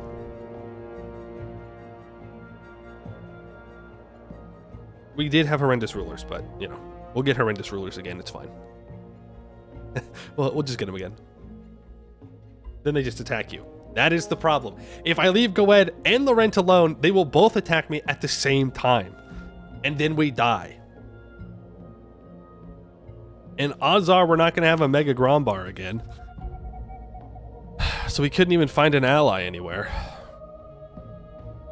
To get your 6-4-6-6 general back. True. Maybe we'd be able to use that general in a war. Maybe she wouldn't just die immediately. A faster first piece with Gwed would make a world of difference. True. We let Red Scale sit around for a while, if I remember correctly. Nimscod, take province next to Red Scale. You can move troop, deck on red and blue. Yeah, blue. They're both 2 wars. Both red and blue are 2 wars.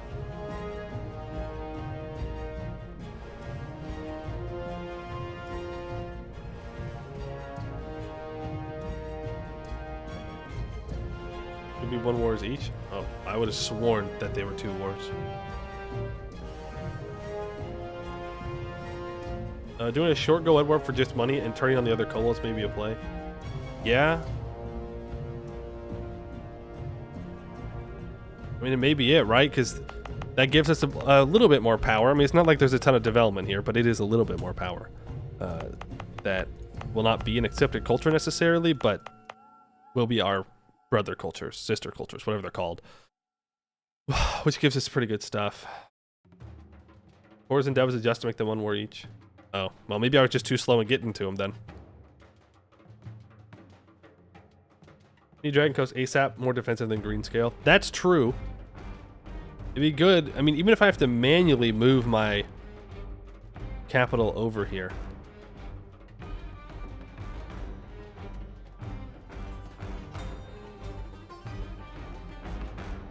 Save like 1,000 ducats when you get technology to get full artificery line, and then just wait on level 4 traps till they have no manpower, then go out and siege stuff.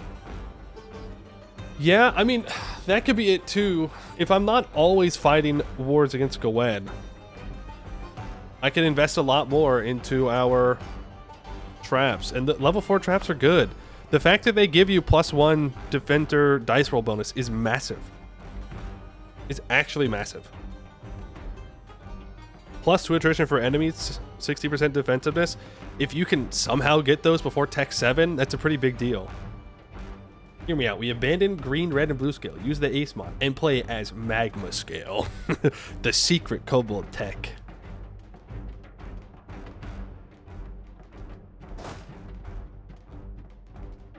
Can still do 45% wars versus Gwed for cash. I mean, not really though. Like yes, but that's the problem. If I keep doing those wars against Gwed though, I'll weaken them too much, and then the rent will be able to annex all of their vassals, and then we run into this problem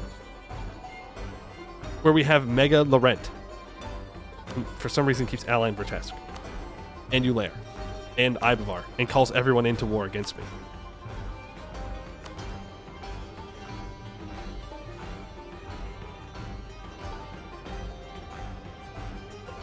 Merc up before you lose mercs because of being monstrous. I don't want to do that. You have a large navy, you don't need westwards. That's true, I guess.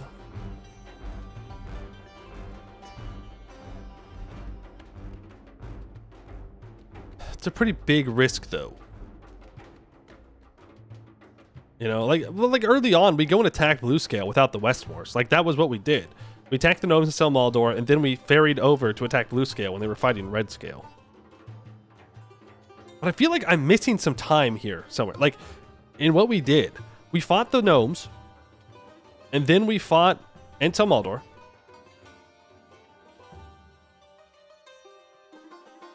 Did I not immediately jump on Blue Scale? Buying down 10% inflation, costing a lot of admin early. I think we had like 15% inflation or something. It was pretty bad. That is the downside of taking money from Gwed. Had no manpower to sit tight for a bit. Oh. Because I remember that when I jumped over here, Red Scale was then at war with Nimscod. And Nimscod took a province here, which was very annoying. Not like the end of the world, but... So it kind of slowed down the Red Scale war a bit more. It was like 23%. Yeah, we had too much inflation. We had to buy it down. So maybe against Gwed, we don't take full money. We just take war reps.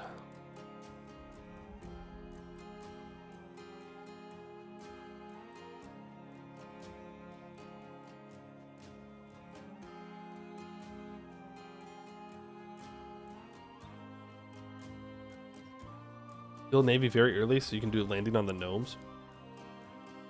Like in the first war you're talking about? I don't think we can.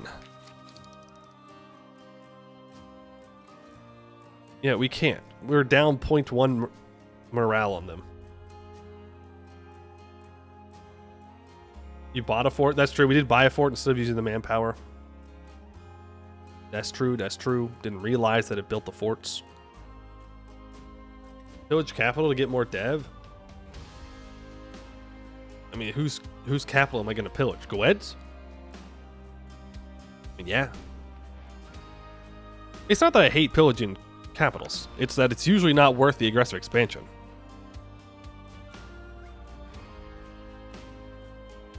We're up to a vassal and then make them release stuff to make them weak, but we don't want to make Goed weak.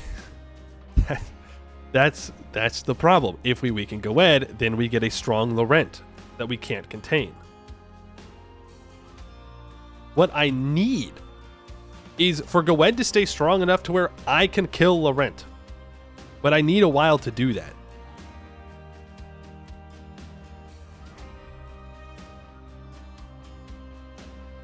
Took a lot of land from Goed that is/was fairly useless. Yeah. That's true. We didn't need all this. We're doing literally nothing with it, except for using this fort. We didn't need this yet. And then we did suffer for a long time trying to give these cores back to Goed. Because Vertesk took them. But I thought we were going to need these earlier, because the old Kobold mission tree had you taking them earlier. But apparently, you play much taller for much longer in this one. See, here's where you need it. Reclaim the frontier.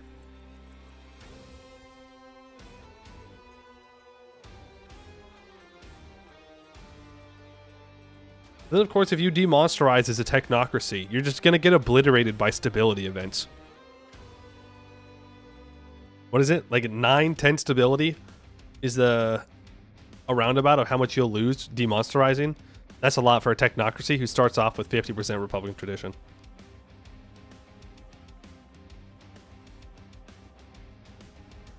Your first run with new traps, you built a 4 non-trap province. You just totally wasted the money. Oh, on a non-trap province.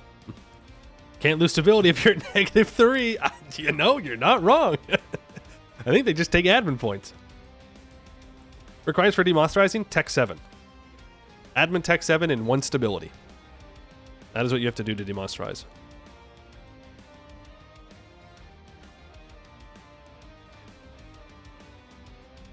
Give out neighbor raids too to get more manpower. Yeah, even though it's bad. There's no reason not to.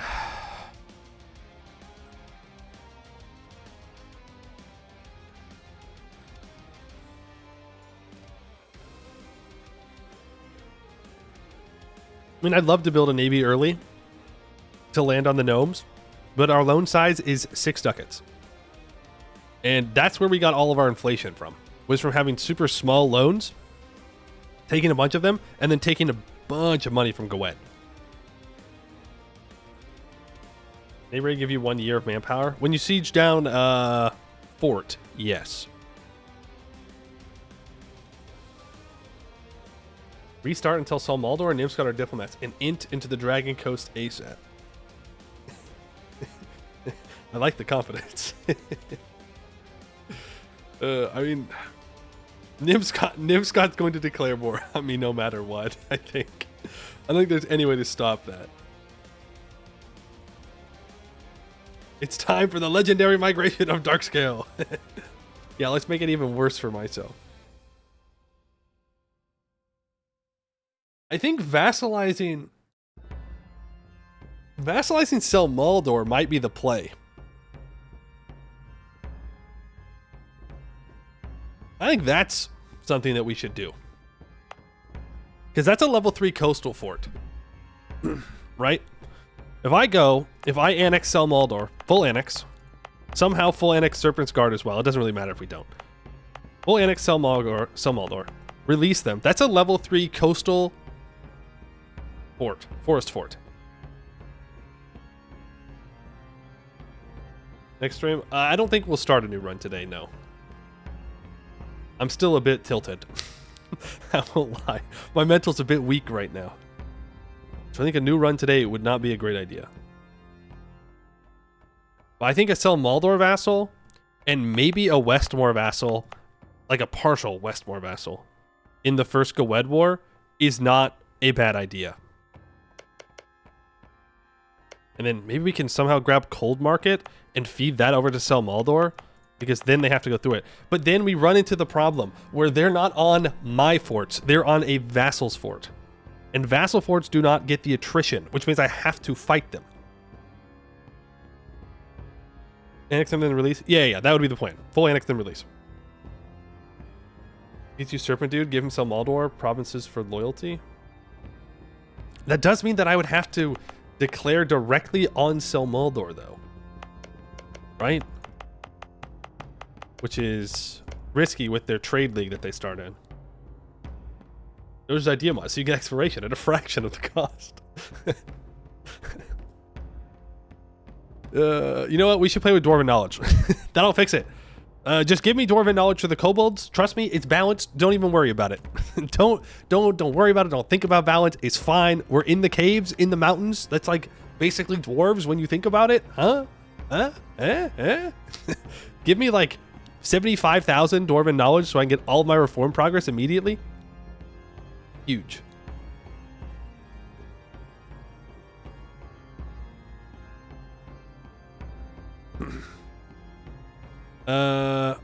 Area spent 75% of the time siege down. True, exactly. That's what I'm saying. I don't have a fort here. I could have put a little fort down, though. I could have put a little fort down, though.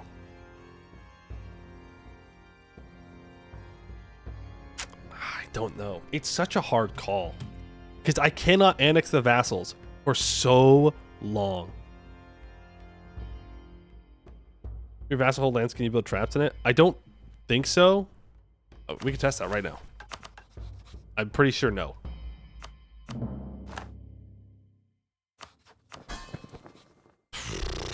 Yeah, we're not going to be able to full annex. We're not going to have a full vassal. He'll never be loyal. Kobold traps on the Hellenic frontier. No. Nope, it gets deleted when it's owned by a non-kobold, remember? It doesn't work.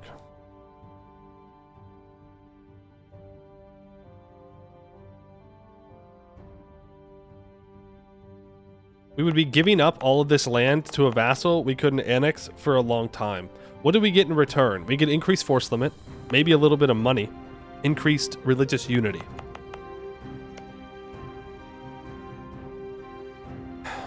But we don't get the attrition. Redstone's a vassal? No. These guys all die. We have to own the Dragon Coast personally. Yeah, they're forts that don't blow up, but the forts that blow up are also the forts that really kill people in the early game. Scoutage Sel Maldor. Valid point. We could just Scoutage Sel Maldor and just use them to hold the land.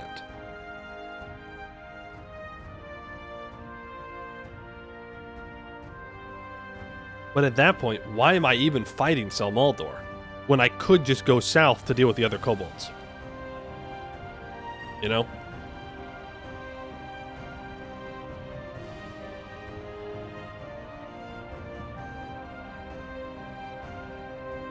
Unity means you get technocracy faster. Right, but what if I just don't take Sel Maldor? What if we just leave? But yeah, it is force money, and it's not much money, but we need all the money we can get. The thing is, how many resources are we going to expend to take the level 3 coastal fort? And then if we just scootage it and we don't use it?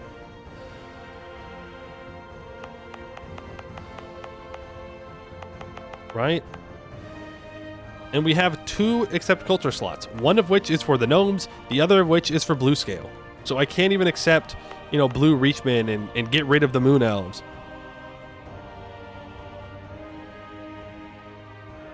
Feudalism. I mean, that's true, but we can conquer the gnomes for feudalism.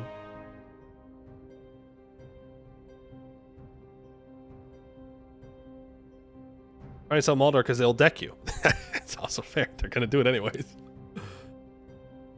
Let's get my Groundburst leader trait. It doesn't matter. This run was dead anyways. Exiting day 1 from the Kobildzans down to the Dragon Coast proper and being a green red scale. Well, I mean, I would love to do that. That would be the best first play, is to just go conquer Koboldland immediately. The thing is, sell Maldor and the gnomes will deck me if I do that. They will declare war on me.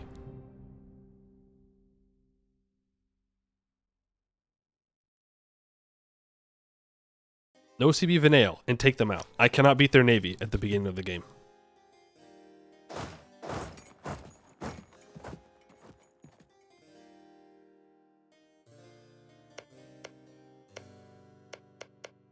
But we definitely need to secure this corridor here.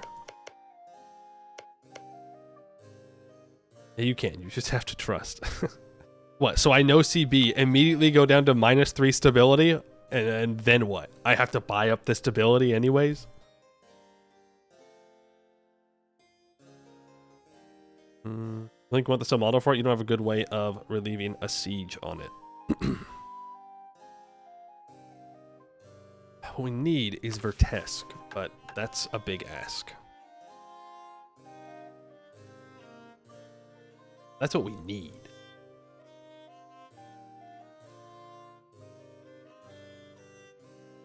I don't know how I'd pull that one off. Take things non-Koboldzan, I guess.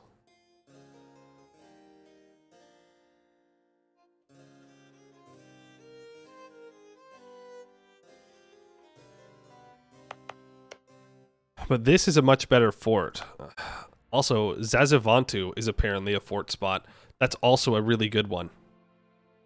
And in fact, if I don't have the Moorhills as a fort, Zazivantu is a really good fort. Because it stops people from just moving up and down here. But if I can get Vertesk and Zazivantu, we can just cut off this pass. And people can't just walk around. And then it doesn't matter if we have less forts up here, because if I'm focusing on wars in the south, they have to get through these forts first to even get up into this area.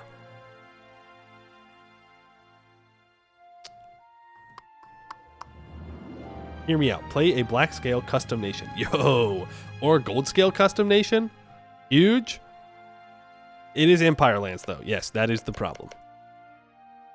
This wouldn't be a high priority, but if we saw an opportunity, we'd try to take it. But remember how long it took us? 836 days, I think it was, to take Vertesk the first time in this run? Not too great. Not too great.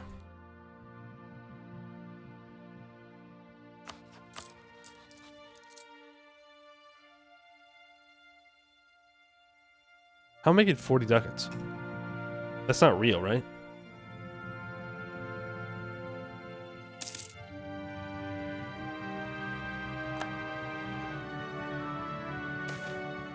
What?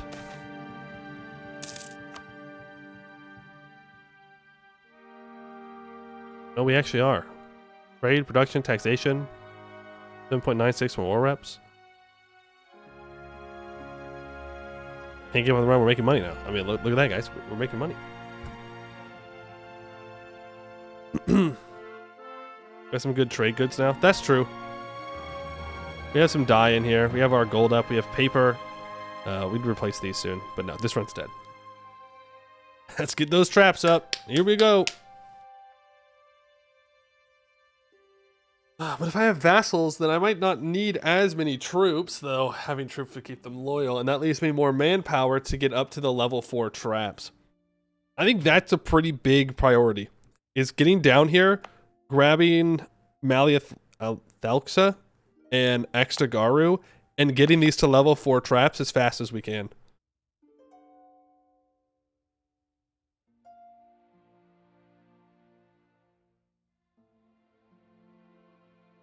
Giving Novice Adventurers will save manpower too. I don't want to do it. I don't want to hire the adventurers. Is this a new run? No. But we are going to start a new run tomorrow. It's Jover. It's Jover. We've stalled out too much. Why is Westmore's? I wanted to see if I could release a tag and have my special fort stay, but it can't. They're a vassal. We didn't actually lose the land. We're good. Try and kill Laurent if you fail, try again. It's not about beating Laurent. It's not. We can beat Laurent. Right.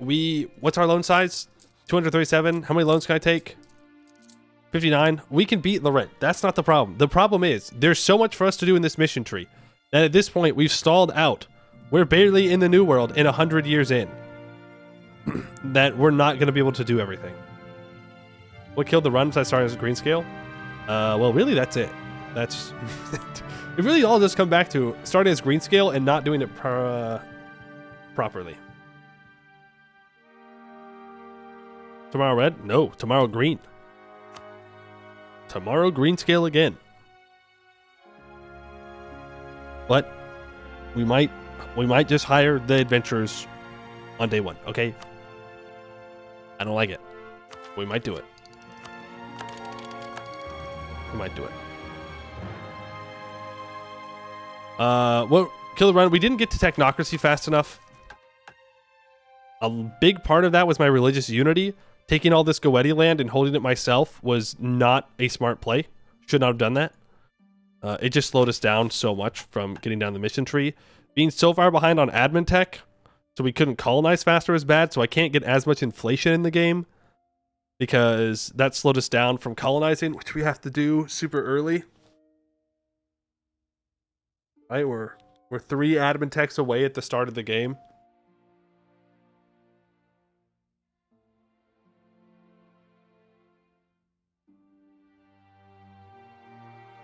You only need the Westmore's proper. Do I need the Westmore's proper? Like early on?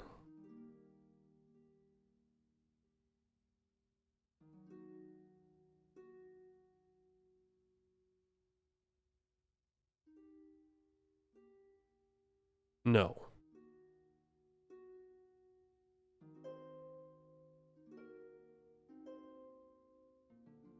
Oh, so we're okay. Oh, you're talking. Yes. But I don't need to own it personally. I can wait for Goed to annex them. Take these, 1, 2, 3, 4 provinces. And then release the Westmores. Not the full Westmores, just a partial Westmores. To help keep this lane open. While we focus on securing everything down here. Would it be better to focus on the New World and come back later with better troops and absolutism? No, I think that's going to be waiting too long. Can you scrutage the Westmores? Yes, we could.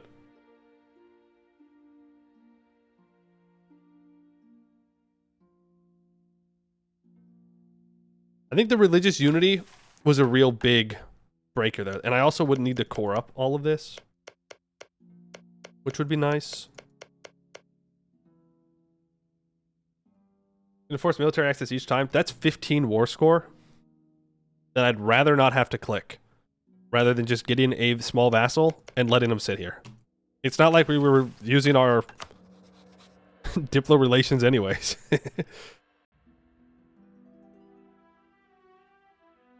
Once you're in the New World, you need to aggressively control the north as much as you fight in the Kobildzan trenches. I mean, we're working on it, right? Like, we're getting there. If we can get to colonizing earlier, it'd be even better. How harder would it be to take more hills for the good fort? I mean, taking these provinces is not the hard part. Right? It's expending the resources to stay in the war long enough to needing to take that when I could just be doing other things.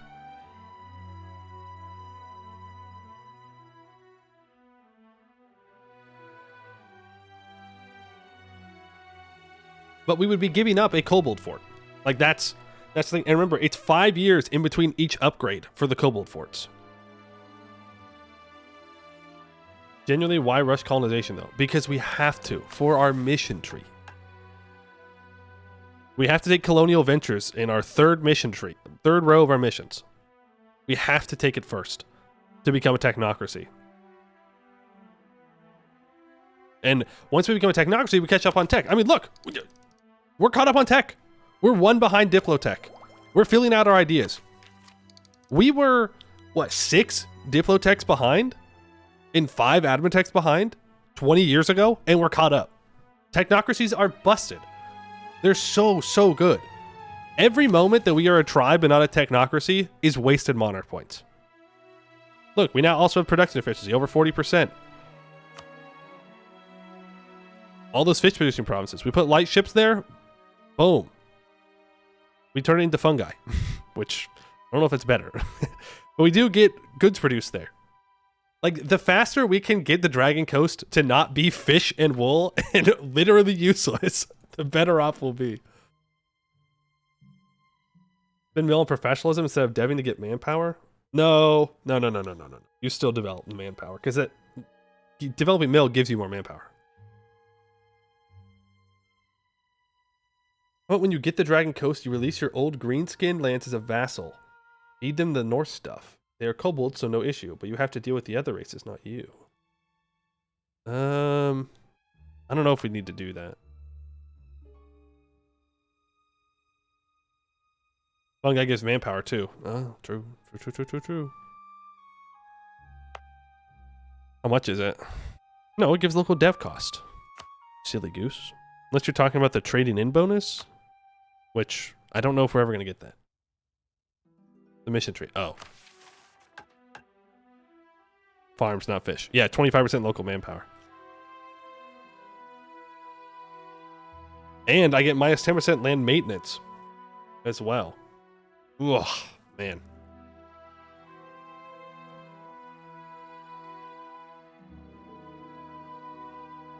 Yeah. Give soldier households? What give soldier households? This?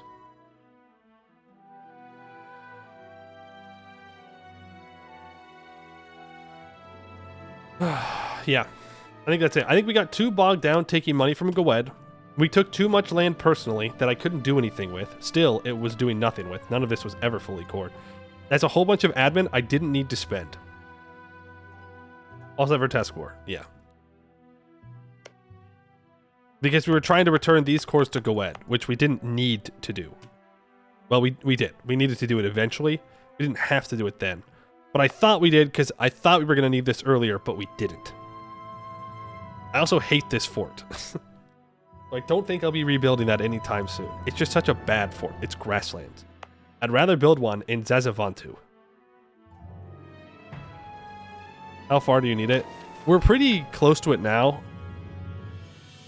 Reclaiming the frontier. But it's like, it's after... Oh, never mind. Never mind. We have to have 30 heavy ships before we do that. Never mind, dude. Never mind. It's far. It's far. 30 heavy ships. But I mean, hey, if we get to this point in the game, we make money, and then it's no big deal.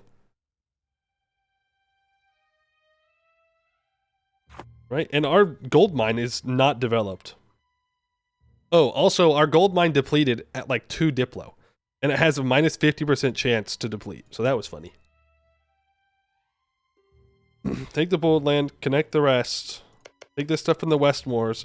And then just try and focus on colonizing as fast as possible. But as soon as we're a technocracy, then there's nothing against like taking out Riveria, taking out Portnum, because we do need Portnum early on. For this compendium of dragons, which is going to give us a tier 4 reform. But I think like the mass conquest, we just can't do it. We conquer the gnomes, obviously, we have to conquer the gnomes. But after that, we try and take the least amount of land possible while existing. Didn't add the dev cost for artificery? What dev cost for artificery?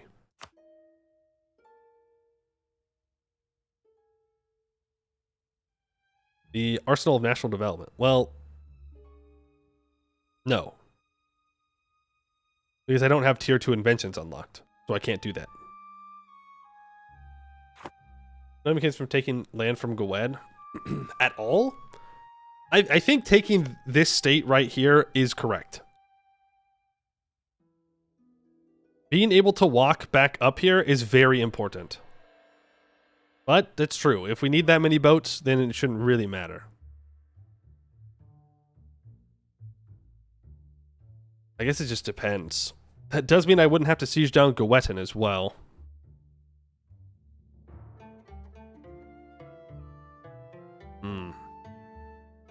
What do we do about Selmaldor? If I could guarantee that Selmaldor would leave me alone for a while, then I just leave him. But the moment I start declaring wars down here, Selmaldor is going to jump me.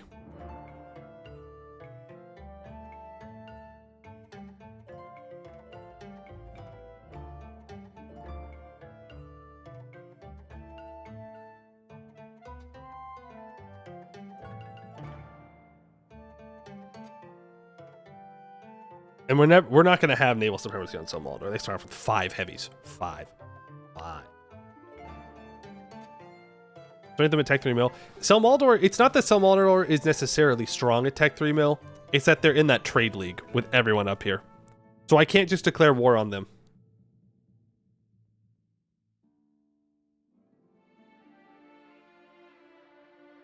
Like, in the beginning, Selmaldor is in a trade league with, like, all these little guys. Killing the elf in the first defense war was sound. Yeah, but I don't think we want the land. I think we should release them as a vassal. Because it took forever to convert this. And it was also very expensive to convert this. It was like 3.5 ducats a month to convert Selmaldor. And it took forever. But I would need to full annex them. And then release them. Which means they would need to be co-belligerized. Which leads to the problem. Yeah, it was also like 200 mana core. Exactly.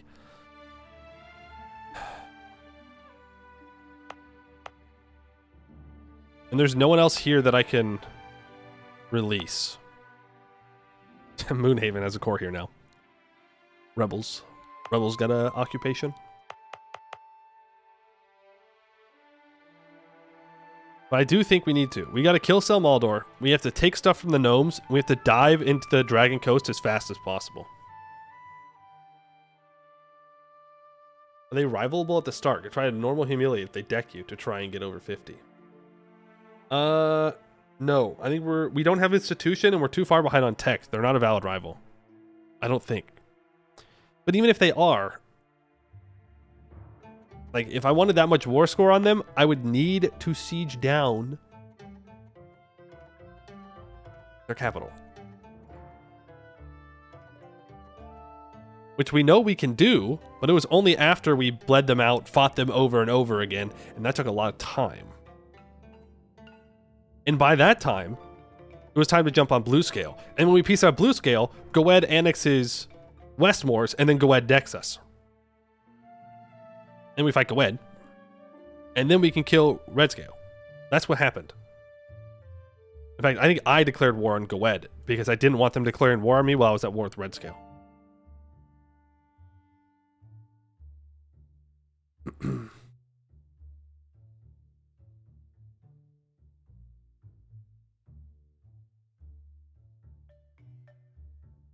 Ideally, we get declared on by Nimskod, go after blue, and Selmaldor ignores you. True.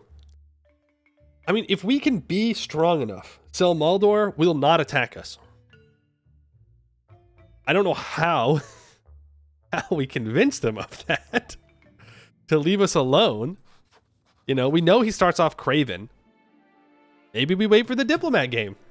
Maybe we re-roll until Selmaldor is a Diplomat and hope that that's enough. Because the faster we move south, the faster we can build up an actual power base. Yeah? I think that's the key. But we'll do that tomorrow. No, tomorrow. We won't start that today. Which means tomorrow we go over the next Tinto Talk, the one from this week. And then we try this again. We run it back. We hire those stupid mercenaries. And try and save manpower. Yeah? Sound like a plan? Sounds like a plan to me. Let's see here. Anyone out there playing some Anbennar? I've not raided recently.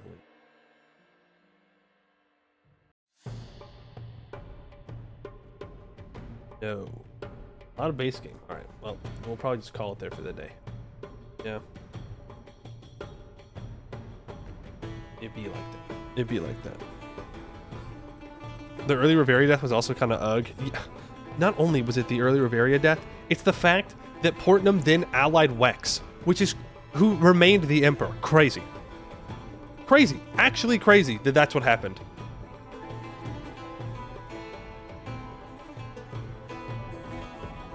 I need to deck red scale right after blue scale. True. True. Yeah, we streamed yesterday though. Or raided them yesterday. I like to raid different people, but I think we'll just call it for today. Yes, tomorrow, Greenscale 1444. All right. That is going to be it for today. I'd like to thank you all for watching, and I hope to see you in the next one.